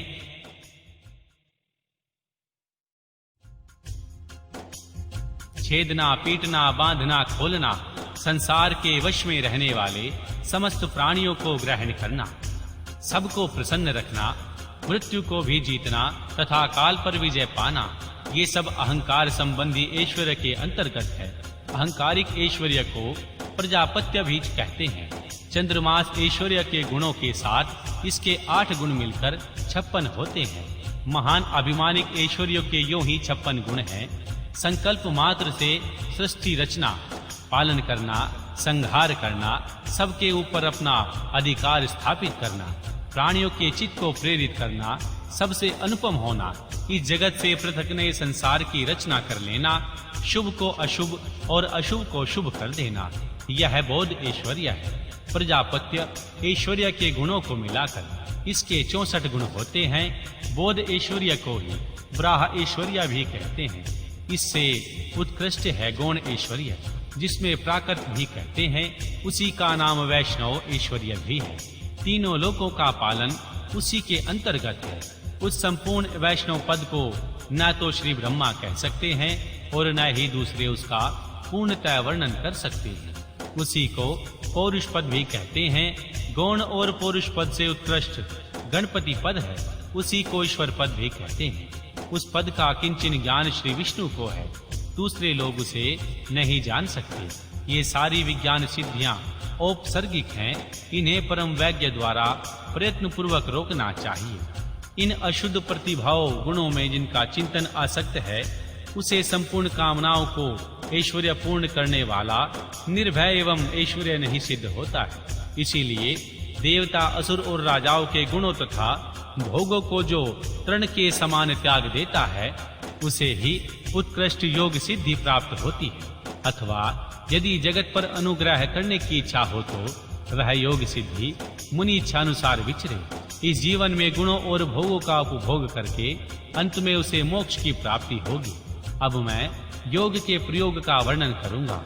एकाग्रचित्त होकर सुनो। शुभ काल हो, शुभ देश हो, भगवान शिव का क्षेत्र आदि हो, एकांत स्थान हो, जीव जंतु न रहते हों, कोलाहल न हो और किसी बाधा की संभावना न हो, ऐसे स्थान में लिपि पुती सुंदर भूमि को गंध और धूप आदि से सुवासित करके वहां फूल बिखेर दे, चंदोवा आदि तानकर उसे विचित्र रीति से सजा दे तथा वहां कुश पुष्प समाधि जल और फल मूल की सुविधा हो। फिर वहां योग का अभ्यास करे। अग्नि के निकट, जल के समीप और सूखे पत्तों के ढेर पर योगाभ्यास नहीं करना चाहिए। वहां डांस और मच्छर भरे हों, सांप और हिंसक जंतुओं की अधिकता हो, दुष्ट पशु निवास करते हों, भय की संभावना हो तथा जो दुष्टों से घिरा हुआ हो, ऐसे स्थान में भी योगाभ्यास नहीं करना चाहिए। शमशान में, चैत्य वृक्ष के नीचे, बांबी के निकट, जीर्ण शीर्ण घर में, चौराहे पर, नदी नाद और समुद्र के तट पर, गली या सड़क के बीच में, उजड़े हुए उद्यान में, गोष्ठ आदि में, अनिष्टकारी और निंदित स्थान में योगाभ्यास न करें। जब शरीर में अजीर्ण का कष्ट हो, खट्टी डकार आती हो, विष्ठा और मूत्र से शरीर दूषित हो, सर्दी हुई हो, अतिसार रोग का प्रकोप हो और अधिक भोजन कर लिया हो या अधिक परिश्रम के कारण थकावट हुई हो, जब मनुष्य अत्यंत चिंता से व्याकुल हो, अधिक भूख प्यास सता रही हो तथा जब वह अपने गुरुजनों के कार्य आदि में लगा हुआ हो, उस अवस्था में भी उसे योग का अभ्यास नहीं करना चाहिए। जिनके आहार विहार उचित एवं परिमित हों, जो कर्मों के यथायोग्य समुचित चेष्टा करते हों, तथा जो उचित समय से सोता और जागता आयास रहित हो, उसी को योगाभ्यास में तत्पर रहना चाहिए। आसन मुलायम, सुंदर, विस्तृत, सब ओर से बारंबार और पवित्र होना चाहिए। पद्मासन और स्वस्तिका आसन जो योगिक आसन है, उन पर भी अभ्यास करना चाहिए। अपने आचार पर्यंत गुरु परंपरा को क्रमशः प्रणाम करके अपनी गर्दन, मस्तक और छाती को सीधे रखें। ओठ और नेत्र अधिक सटे हुए न हो, फिर कुछ ऊंचा हो। दांतों से दांतों का स्पर्श न करें। दांतों के अग्रभाग में स्थित हुए जिह्वा को अविचल भाव से रखते हुए एड़ियों से नीचे दोनों अंडकोशों और प्रजन इंद्रियों तक रक्षा पूर्वक दोनों जांघों के ऊपर बिना किसी यत्न के अपनी दोनों भुजाओं को रखें। फिर दाहिने हाथ के ऊपर पृष्ठभाग को बढ़ाएं। हाथ की हथेली पर रखकर धीरे धीरे पीठ को ऊंची करें और छाती को आगे की ओर सुस्थिर रखें। नासिका के अग्रभाग पर दृष्टि जमाएं। अन्य दिशाओं की ओर दृष्टिपात न करें। प्राण का संचार रोककर पाषाण के समान निश्चल हो जाएं। अपने शरीर के भीतर मनस मंदिर में हृदय कमल के आसन पर मां पार्वती सहित भगवान शिव का चिंतन करके ध्यान योग के द्वारा उनका पूजन करें। मूलाधार चक्र में, नासिका के अग्रभाग में, नाभि के काष्ठ में, तालू के नीचे, दोनों छिद्रों में, भौहों के मध्य भाग में, द्वार देश में, ललाट में या मस्तक में भगवान शिव का चिंतन करें। देवी शिवा और भगवान शिव के यथोचित रीति से उत्तम आसन की कल्पना करके वहां सावरण या निवारण भगवान शिव का स्मरण करें। द्विदल, चतुर्दल, षडदल, दशदल, द्वादश दल अथवा षोडश दल कमल के आसन पर विराजमान भगवान शिव का विधिवत स्मरण करना चाहिए। दोनों भौहों के मध्य भाग में द्विदल कमल है जो विद्युत के समान प्रकाशमान है। भूमध्य भाग में जो कमल स्थित है, जो विद्युत के समान प्रकाशमान है। भूमध्य में जो कमल स्थित है, उसके क्रमशः दक्षिण और उत्तर भाग में दो पत्ते हैं जो विद्युत के समान दीप्तिमान हैं। उनमें दो अंतिम वर्ण है और क्षय अंकित है। षोडश दल कमल के समान 16 पत्ते स्वरूप हैं, जिनमें ऐसे लेकर आह तक के अक्षर क्रमशः अंकित हैं। यह जो कमल है, उसकी नाल के मूल भाग में 12 दल प्रफुष्टित हुए हैं, जिनमें कैसे लेकर ख तक के 12 अक्षर क्रमशः अंकित हैं। सूर्य दल के समान प्रकाशमान इस कमल के उन 12 दलों का अपने भीतर के हृदय में ध्यान करना चाहिए। तत्पश्चात गोदुग्ध के समान उज्जवल कमल के 10 दलों का चिंतन करें। उनमें क्रमशः ड से लेकर फ तक के अक्षर अंकित हैं। इसके बाद नीचे की ओर दल वाले कमल के 6 दल हैं, जिनमें ब से लेकर ल तक के अक्षर अंकित हैं। इस कमल की कांति धूमर रहित अंगार के समान है। मूलाधार में जो स्थित कमल है, उसकी कांति सुवर्ण के समान है। उनमें क्रमशः वैसे लेकर स तक के 4 अक्षर 4 दलों के रूप में स्थित हैं। इन कमलों में से जिनमें ही अपना मन रखें, उसी में श्री महादेव और महादेवी का अपनी धीर बुद्धि से चिंतन करें। उनका स्वरूप अंगूठे के बराबर निर्मल और सब ओर से दीप्तिमान है, अथवा वह शुद्ध दीप शिखा के समान आकार वाला है और अपनी शक्ति से पूर्णतः मंडित है, अथवा चंद्रलेखा या तारा के समान रूप वाला है, अथवा वह निवार के सीक या कमल नल के निकलने वाले सूत के समान है। कंब के गोलक या ओस के कण से भी उसकी उपमा दी जा सकती है। वह रूप पृथ्वी आदि तत्वों पर विजय प्राप्त कराने वाला है। ध्यान कराने वाला पुरुष जिस तत्व पर विजय पाने की इच्छा रखता है, उसी तत्व के अधिपति की स्थूल मूर्ति का चिंतन करे। श्री ब्रह्मा से लेकर सदाशिव पर्यंत तथा भव आदि 8 मूर्तियां ही शिव शास्त्र में भगवान शिव की स्थूल मूर्तियां निश्चित की गई है। मुनीश्वरों ने उन्हें घोर, शांत और मिश्र 3 प्रकार की बताया है। फल की आशा न रखने वाले ध्यान कुशल पुरुषों को इनका ध्यान चिंतन करना चाहिए। यदि घोर मूर्तियों का चिंतन किया जाए तो वे शीघ्र ही पाप और रोग का नाश करती है। मिश्र मूर्तियों में भगवान शिव का चिंतन करने पर चिरकाल में सिद्धि प्राप्त होती है और सौम्य मूर्ति में भगवान शिव का ध्यान किया जाए तो सिद्धि प्राप्त होने में न तो अधिक शीघ्रता होती है और न ही अधिक विलंब। सौम्य मूर्तियों में ध्यान करने के विशेषता है मुक्ति, शांति एवं शुद्ध बुद्धि प्राप्त होती है। क्रमशः सभी सिद्धियां प्राप्त होती है, इसमें संशय नहीं है।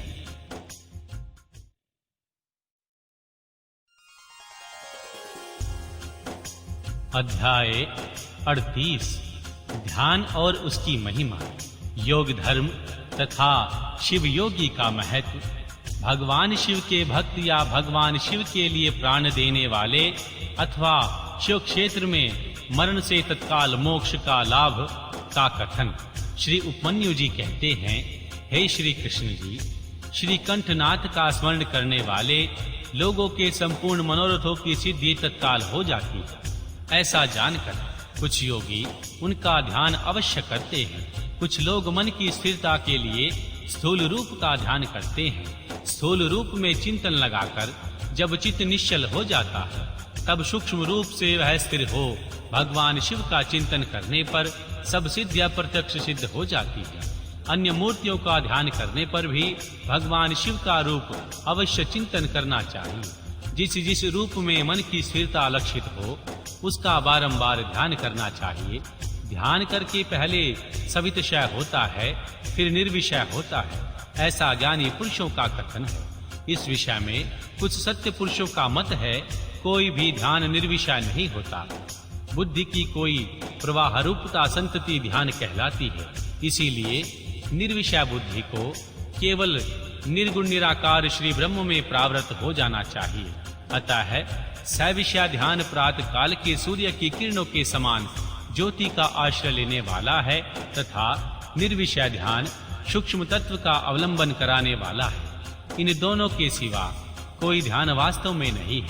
अथवा सविषय ध्यान साकार स्वरूप का अवलंबन कराने वाला है तथा निराकार स्वरूप का जो बोध या अनुभव है वही निर्विषय ध्यान माना गया है। जब सविषय और निर्विषय ध्यान ही क्रमशः सबीज और निर्बीज कहा जाता है, निराकार का आश्रय लेने से उसे निर्बीज और साकार आश्रय लेने से सबीज की संज्ञा दी गई है। अतः पहले सविषय का सबीज ध्यान करके अंत में सब प्रकार की सिद्धियों के लिए निर्विषय अथवा निर्बीज ध्यान करना चाहिए। प्राणायाम करने से क्रमशः शांति आदि दिव्य सिद्धियां सिद्ध होती हैं। उनके नाम है शांति, प्रशांति, दीप्ति और प्रसाद। समस्त आपदाओं के मन को ही शांति कहा गया है। तम अज्ञान बाहर और भीतर से नाश ही प्रशांति है, और बाहर और भीतर जो ज्ञान का प्रकाश होता है उसका नाम दीप्ति है। तथा बुद्धि की जो आस्था आत्मनिष्ठता उसी को प्रसाद कहा गया है। ब्राहा और अभ्यंतर सहित जो समस्त कारण हैं वे बुद्धि के प्रसाद से शीघ्र ही प्रसन्न निर्मल हो जाते हैं। ध्याता, ध्यान, ध्येय और ध्यान प्रायोजन, इन चार को जानकर ध्यान करने वाला पुरुष सदा ध्यान करे। जो ज्ञान और वैराग्य से संपन्न हो वह सदा शांत चित्त रहता हो। श्रद्धालु और जिनकी बुद्धि प्रसाद गुण से युक्त हो ऐसे साधक को ही सत्य पुरुषों को ध्याता कहा गया है। ध्याये चिंतायाम, यह धातु है, इसका अर्थ है चिंतन। भगवान शिव का बारंबार चिंतन ही ध्यान कहलाता है। जैसे थोड़ा सा भी योगाभ्यास पाप का नाश कर देता है, उसी तरह क्षण मात्र भी ध्यान करने वाले पुरुष के सारे पाप नष्ट हो जाते हैं। श्रद्धा पूर्वक विक्षेप रहित चित्त से परमेश्वर का जो चिंतन करता है उसी का नाम ध्यान है। बुद्धि के प्रवाह रूप ध्यान का जो अवलंबन या आश्रय है उसी को साधु पुरुष ध्येय कहते हैं। स्वयं साम सदाशिव ही वह ध्येय है। मोक्ष सुख का पूर्ण अनुभव और अणिमा आदि ऐश्वर्य की उपलब्धि ये पूर्ण शिव ध्यान के साक्षात प्रायोजन कहे गए हैं। ध्यान से सौख्य और मोक्ष दोनों की प्राप्ति होती है। इसीलिए मनुष्य को सब कुछ छोड़कर ध्यान में लग जाना चाहिए। बिना ध्यान के ज्ञान नहीं होता, और जिसने योग का साधन नहीं किया उसका ध्यान सिद्ध नहीं होता। जिसे ध्यान और ज्ञान दोनों प्राप्त हैं उसने भवसागर को पार कर लिया।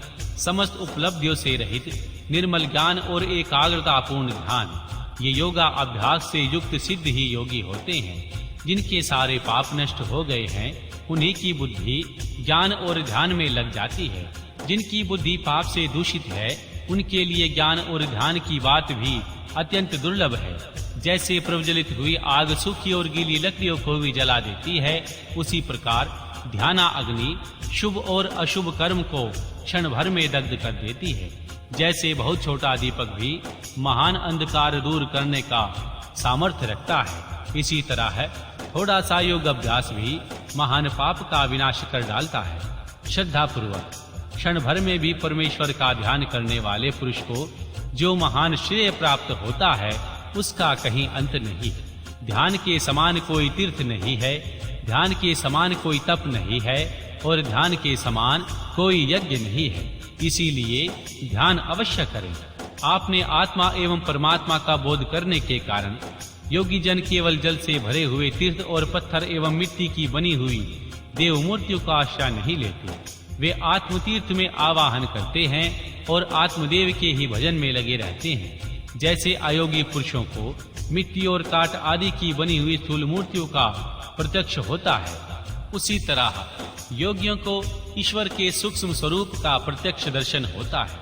जैसे राजा को अपने अंतपुर में विचरने वाले स्वजन एवं परिजन प्रिय होते हैं और बाहर के लोग उतने प्रिय नहीं होते, उसी प्रकार भगवान शंकर को अंतकरण में ध्यान लगाने वाले भक्त ही अधिक प्रिय हैं। ध्यान लगाने वाले भक्त ही भगवान शंकर का कृपा प्रसाद पाते हैं। उपचारों का आश्रय लेने वाले कर्मकांडी नहीं। जैसे लोक में यह देखा गया है कि बाहरी लोग राजा के भवन में राजकीय पुरुषोचित फल का उपभोग नहीं कर पाते, केवल अंतपुर के लोग ही फल के भागी होते हैं, उसी प्रकार यहाँ ब्रह्मकर्मी पुरुष उस फल को प्राप्त नहीं कर पाते जो ध्यान योगियों को सुलभ होता है। ज्ञान योग की साधना के लिए उदत हुए पुरुष यदि बीच में ही मर जाएं तो वह योग के लिए उद्योग करने मात्र से रुद्रलोक में जाएगा। वहां दिव्य सुख का उपभोग करके फिर योगियों के कुल में जन्म लेगा और पुनः ज्ञान योग को पाकर संसार सागर को लांघ जाएगा। योग का जिज्ञासु पुरुष भी जिस गति को पाता है उसे यज्ञ करता संपूर्ण महायज्ञों का अनुष्ठान करके भी प्राप्त नहीं कर पाता। उसे यज्ञ करता संपूर्ण महायज्ञों का अनुष्ठान करके भी नहीं प्राप्त कर पाता। करोड़ों वेद वेता द्विजों की पूजा करने से जो फल मिलता है वह एक शिव योगी को भिक्षा देने मात्र से प्राप्त हो जाता है। यज्ञ, अग्निहोत्र, दान, तीर्थ सेवन और होम, इन सभी पुण्य कर्मों के अनुष्ठान से जो फल मिलता है वह सारा फल शिव योगियों को अन्न देने मात्र से प्राप्त हो जाता है। जो मूढ़ मानव शिव योगियों की निंदा करते हैं वे श्रोताओं सहित नरक में जाते हैं, प्रलय काल तक वही रहते हैं। श्रोता के होने पर ही कोई शिव योगियों की निंदा करने का वक्ता हो सकता है। इसीलिए महापुरुषों के मत में उनकी निंदा को सुनने वाला भी महान पापी और दंडनीय है। जो लोग सदा भक्ति भाव से शिव योगियों की सेवा करते हैं वे महान भोग पाते हैं और अंत में शिव योग की भी उपलब्धि कर लेते हैं। इसीलिए भोगार्थी मनुष्य को चाहिए वे रहने वाले स्थान को खान पान शैया तथा ओढ़ने बिछाने की सामग्री आदि देकर सदा शिव योगियों का सत्कार करें। योग धर्म संसार अत्यंत प्रबल है, अतः पाप रूपी मुग्धरों के उसका भेदन नहीं हो सकता। योग धर्म और पाप मुग्धर में उतना ही अंतर समझना चाहिए जितना वज्र और तंदूल में। अतः योगी जन पापों और ताप समूहों से उसी तरह लिप्त नहीं होते जैसे कमल का पत्ता पानी से। शिव योगी पारायण मुनि जिस देश में नित्य निवास करते हैं वह देश भी पवित्र हो जाता है, और उनकी पवित्रता के विषय में तो क्या कहना। वह चतुर एवं विद्वान पुरुष सब कृत्यों को छोड़कर संपूर्ण दुखों से छुटकारा पाने के लिए शिव योग का अभ्यास करे। जिसका योग सिद्ध हो गया है वह योगी यथेष्ट भोगों को भोग कर समस्त लोगों की हित कामना से संसार में विचरे अथवा अपने स्थान पर ही रहे। विषय सुख को अत्यंत तुच्छ समझकर छोड़ दे और वैराग्य भोग से स्वेच्छा पूर्वक कर्मों का परित्याग कर दे। जो मनुष्य बहुत से अरिष्ट देखकर अपनी मृत्यु को निकट ले आता है उसे योगानुष्ठान में संलग्न हो भगवान शिव के क्षेत्र का आश्रय लेना चाहिए। वह मनुष्य यदि धीरचित होकर वहीं निवास करता रहे तो रोग आदि के बिना भी स्वयं ही प्राणों का परित्याग कर सकता है। अनशन करके शिवाग्नि में शरीर की आहुति देकर अथवा शिव तीर्थों में आवाहन करते हुए अपने शरीर को उन्हीं में जल में डालकर शिव स्तोत्र द्वारा विधि से अपने प्राणों का त्याग कर देता है। वह तत्काल मुक्त हो जाता है। इसमें अन्यथा विचार करने की आवश्यकता नहीं है। जो रोग आदि से विवश होकर शिव क्षेत्र की शरण लेता है उसकी भी यदि वहां मृत्यु हो जाए तो इस प्रकार मुक्त हो जाता है। इसमें संशय नहीं है।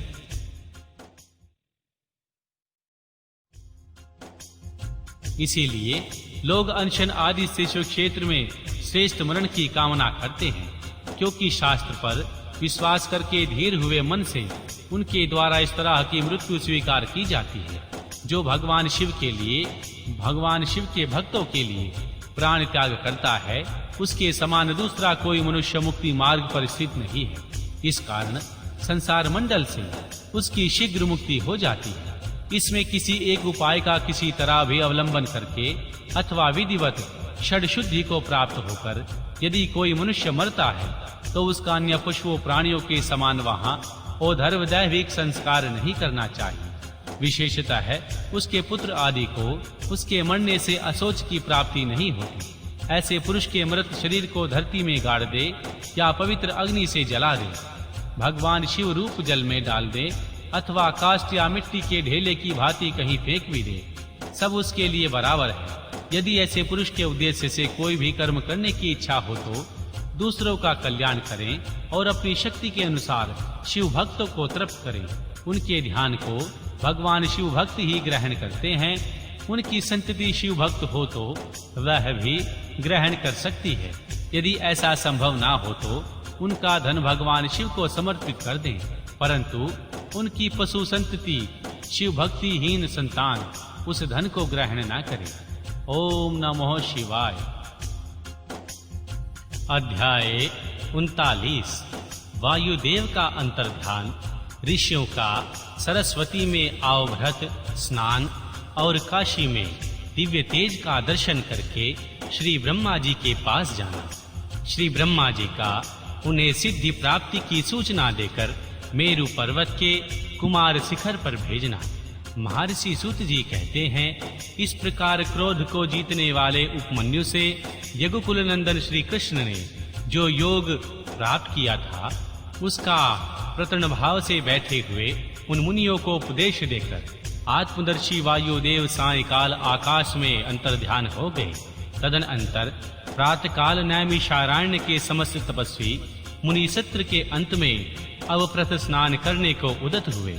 उस समय श्री ब्रह्मा जी के आदेश से साक्षात मां सरस्वती देवी स्वादिष्ट जल से भरी हुई स्वच्छ सुंदर नदी के रूप में वहां बहने लगी। सरस्वती नदी को उपस्थित देखकर मुनि मन ही मन बड़े प्रसन्न हुए।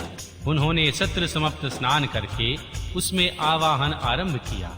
उस नदी के मंगलमय जल से देवता का तर्पण करके पूर्व वृत्तांत का स्मरण करते हुए वे सबके सब वाराणसी पुरी की ओर चले। उस समय हिमालय के चरणों से निकलकर दक्षिण की ओर बहने वाली भगीरथी का दर्शन करके उन ऋषियों ने उसमें स्नान किया और भगीरथी के ही किनारे का मार्ग पकड़कर वे आगे बढ़े। तदनंतर वाराणसी में पहुंचकर उन सबको बड़ी प्रसन्नता हुई। तो वहां उत्तर वाहिनी गंगा में स्नान करके उन्होंने अविमुक्तेश्वर लिंग का दर्शन और विधि पूर्वक पूजन किया।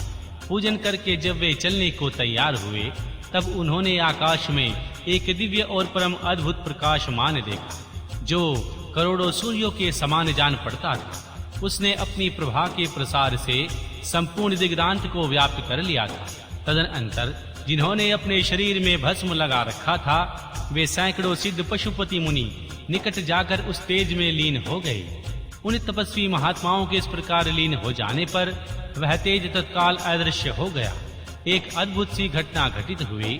उस महान आश्चर्य को देखकर नैमिषारण्य के निवासी महर्षि यह क्या है, इस बात को न जानते हुए ब्राह्मण की ओर चल दिए।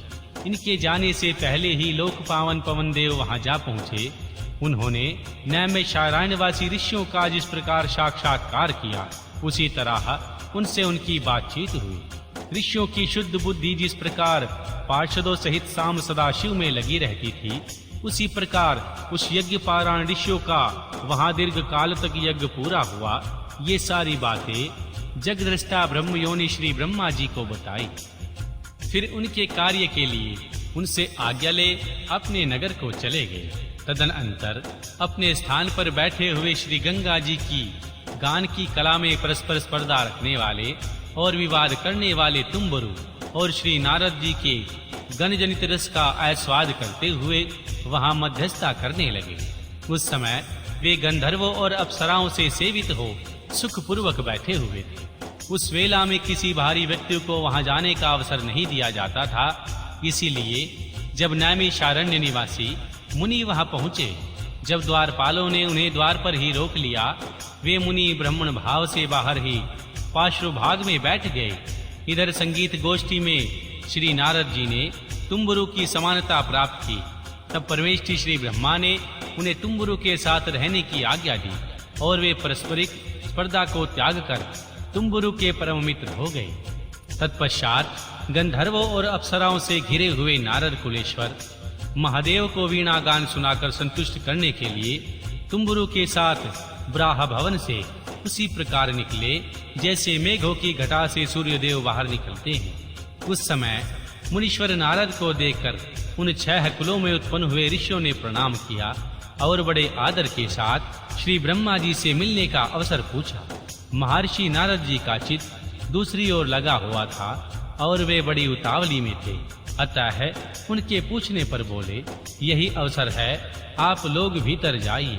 यह कहते हुए वे चले गए। तदनंतर द्वारपालों ने श्री ब्रह्मा जी को ऋषियों के आगमन की सूचना दी। उनकी आज्ञा पाकर वे सब एक साथ श्री ब्रह्मा जी के भवन में प्रविष्ट हुए। भीतर जाकर दूर से ही दंड की भांति पृथ्वी पर गिरकर श्री ब्रह्मा जी को प्रणाम किया। फिर उनका आदेश पाकर वे ऋषि उनके पास गए और चारों ओर से उन्हें घेर कर बैठे।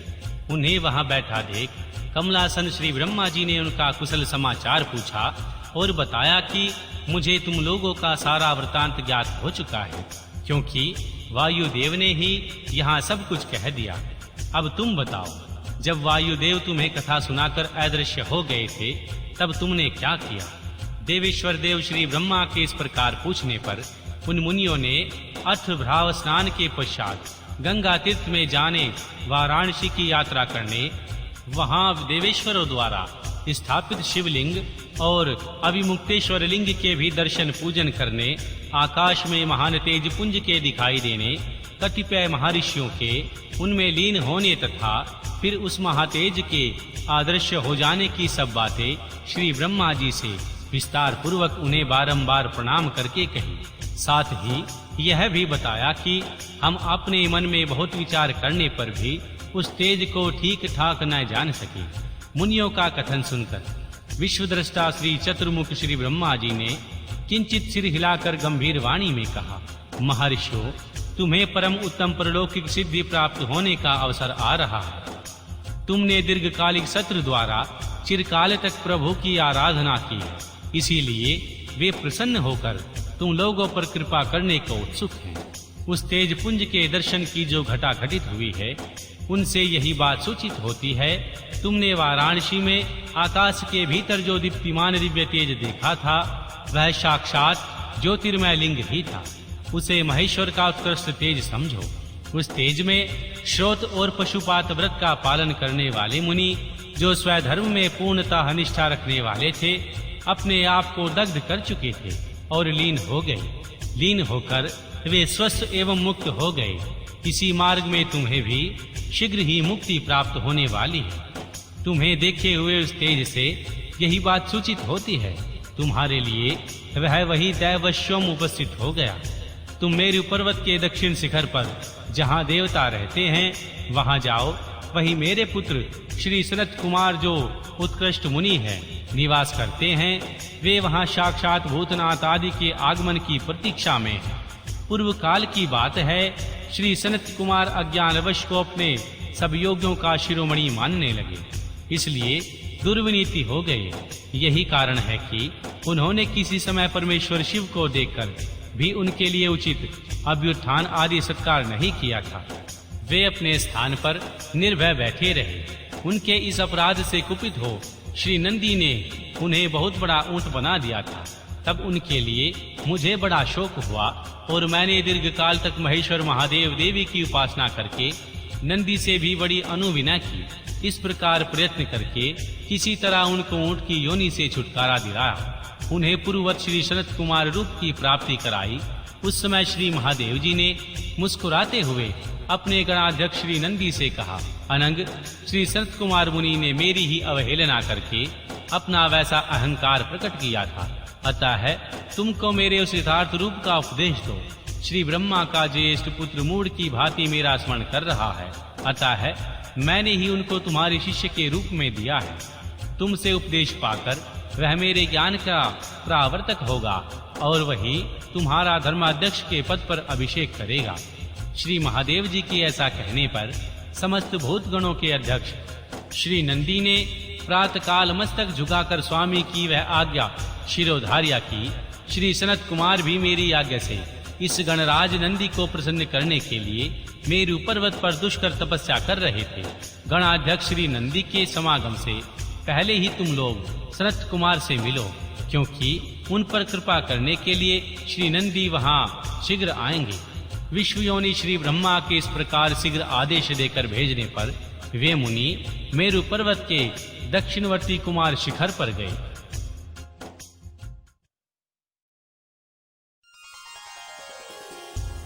अध्याय 40। मेरुगिरी के स्कंद सरोवर के तट पर मुनियों का श्री सनत कुमार जी से मिलना, भगवान नंदी का वहां आना और दृष्टिपात मात्र से पाश छेदन एवं ज्ञान योग का उपदेश करके चले जाना, शिव पुराण की महिमा तथा ग्रंथ का उपसंहार। महर्षि सूत जी कहते हैं, वहां मेरु पर्वत पर सागर के समान एक विशाल सरोवर है, जिसका नाम स्कांद सर है। उसका जल अमृत के समान स्वादिष्ट, शीतल, स्वच्छ, आगाध और हल्का है। वह सरोवर सब ओर से स्फटिक मणि के शिलाखंडों द्वारा संगठित हुआ है।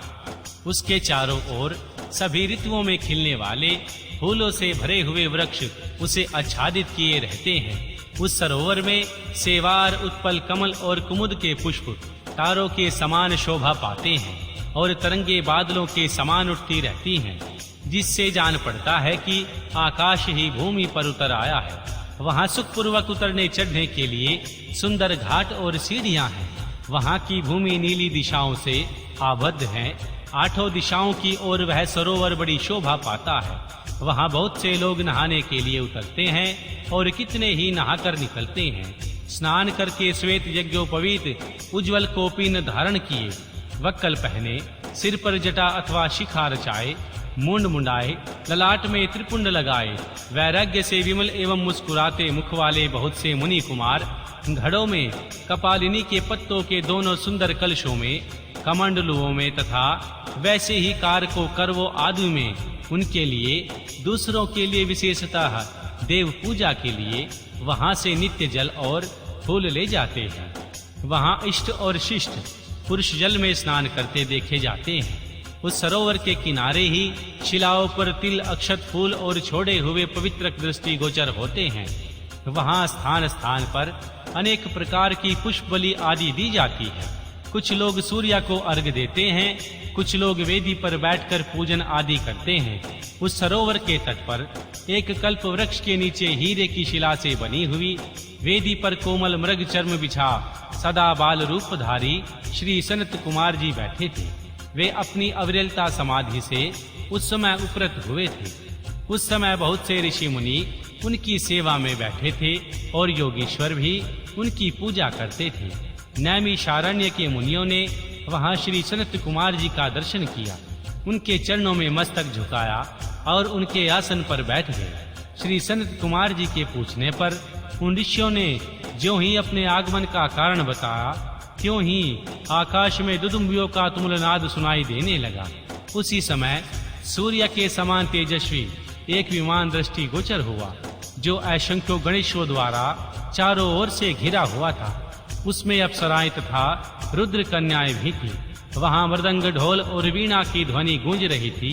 उस विमान में विचित्र रत्न जड़ित चंदोवा तना था और मोतियों की लड़ियां शोभा बढ़ा रही थी। बहुत से मुनि, सिद्ध, गंधर्व, यक्ष, चारण और किन्नर नाचते गाते और बाजे बजाते हुए उस विमान को सब ओर से घेर कर चल रहे थे।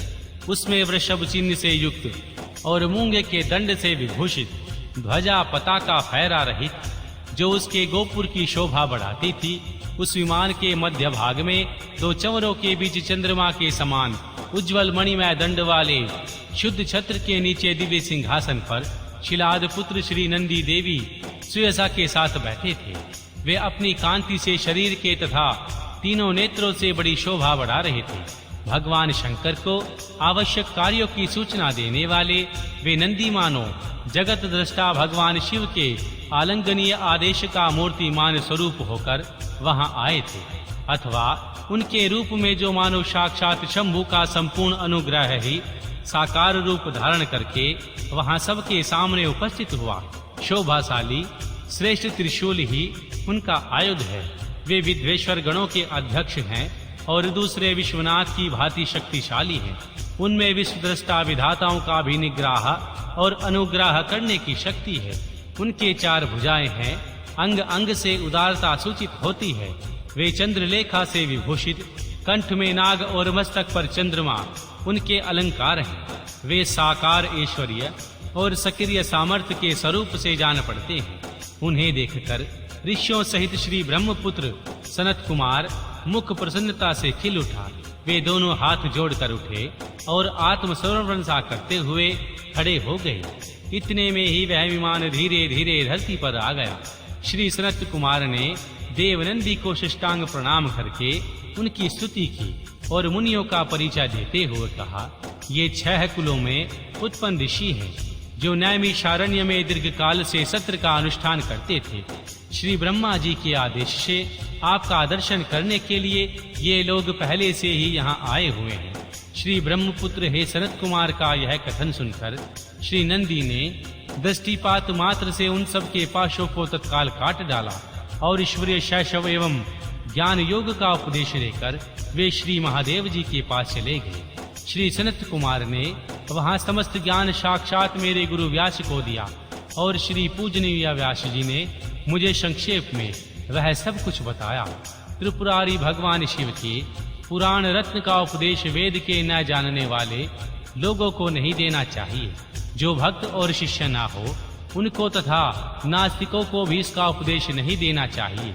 यदि मोहवश इस अनाधिकारियों को इसका उपदेश दिया गया तो यह नरक को प्रदान करता है। जिन लोगों ने सेवानुगत मार्ग से इस पुराण का उपदेश किया, लिया, पढ़ा अथवा सुना है, उसको यह सुख तथा धर्म आदि त्रिवर्ग प्रदान करता है और अंत में निश्चय ही मोक्ष देता है। इस पौराणिक मार्ग के बंधन से आप लोगों ने और मैंने एक दूसरे का उपसंहार किया है। अतः मैं सफल मनोरथों को पूरा करने जा रहा हूँ। हम लोगों का सदा सब प्रकार से मंगल ही हो। महर्षि सूत जी के आशीर्वाद देकर चले जाने और प्रयाग में उस महायज्ञ के पूर्ण हो जाने पर वे सदाचारी मुनि विषय कलुषित कलिकाल के आने के काशी के आसपास निवास करने लगे। तदनंतर पशुपास से छूटने की इच्छा से उन सब ने पूर्णतः पशुपत व्रत का अनुष्ठान किया और संपूर्ण बोध एवं समाधि पर अधिकार प्राप्त करके वे अनिघन महर्षि परमानंद को प्राप्त हो गए। महर्षि व्यास जी कहते हैं, यह शिव पुराण पूरा हुआ। इस हितकर पुराण को बड़े आदर एवं प्रयत्न से पढ़ना सुनना चाहिए। नास्तिक श्रद्धाहीन छठ महेश्वर के प्रति भक्ति से रहित तथा धर्मध्वजी पाखंडी को इसका उपदेश नहीं देना चाहिए। इसको एक बार सुनने से ही सारा पाप भस्म हो जाता है। भक्तिहीन भक्ति पाता है और भक्त भक्ति की समृद्धि का भागी होता है। 2 बार सुनने पर उत्तम भक्ति और तीसरी बार सुनने पर मुक्ति सुलभ हो जाती है। इसीलिए मुमुक्षु पुरुषों को बारंबार इसको सुनना चाहिए। किसी भी उत्तम फल को पाने के लिए शुद्ध बुद्धि से इस श्री पुराण की 5 आवृत्ति करनी चाहिए। ऐसा करने से मनुष्य उस फल को प्राप्त कर लेता है, इसमें संशय नहीं है। प्राचीन काल के राजाओं, ब्राह्मणों तथा श्रेष्ठ वैश्यों ने इसकी 7 आवृत्ति करके भगवान शिव का साक्षात दर्शन प्राप्त किया। जो मनुष्य भक्ति पारायण हो इसका श्रवण करेगा, वह भी इस लोक में संपूर्ण भोगों का उपभोग करके अंत में मोक्ष प्राप्त कर लेगा। यह श्रेष्ठ श्री शिव पुराण भगवान शिव को अत्यंत प्रिय है। यह वेद के तुल्य माननीय, भोग और मोक्ष देने वाला तथा भक्ति भाव को बढ़ाने वाला है। अपने प्रथम गणों, दोनों पुत्रों तथा मां पार्वती के साथ भगवान शंकर इस पुराण के वक्ता और श्रोता का सदा कल्याण करें। ओम नमो शिवाय। वायवीय संहिता संपूर्ण। शिव पुराण संपूर्ण। ओम नमो शिवाय।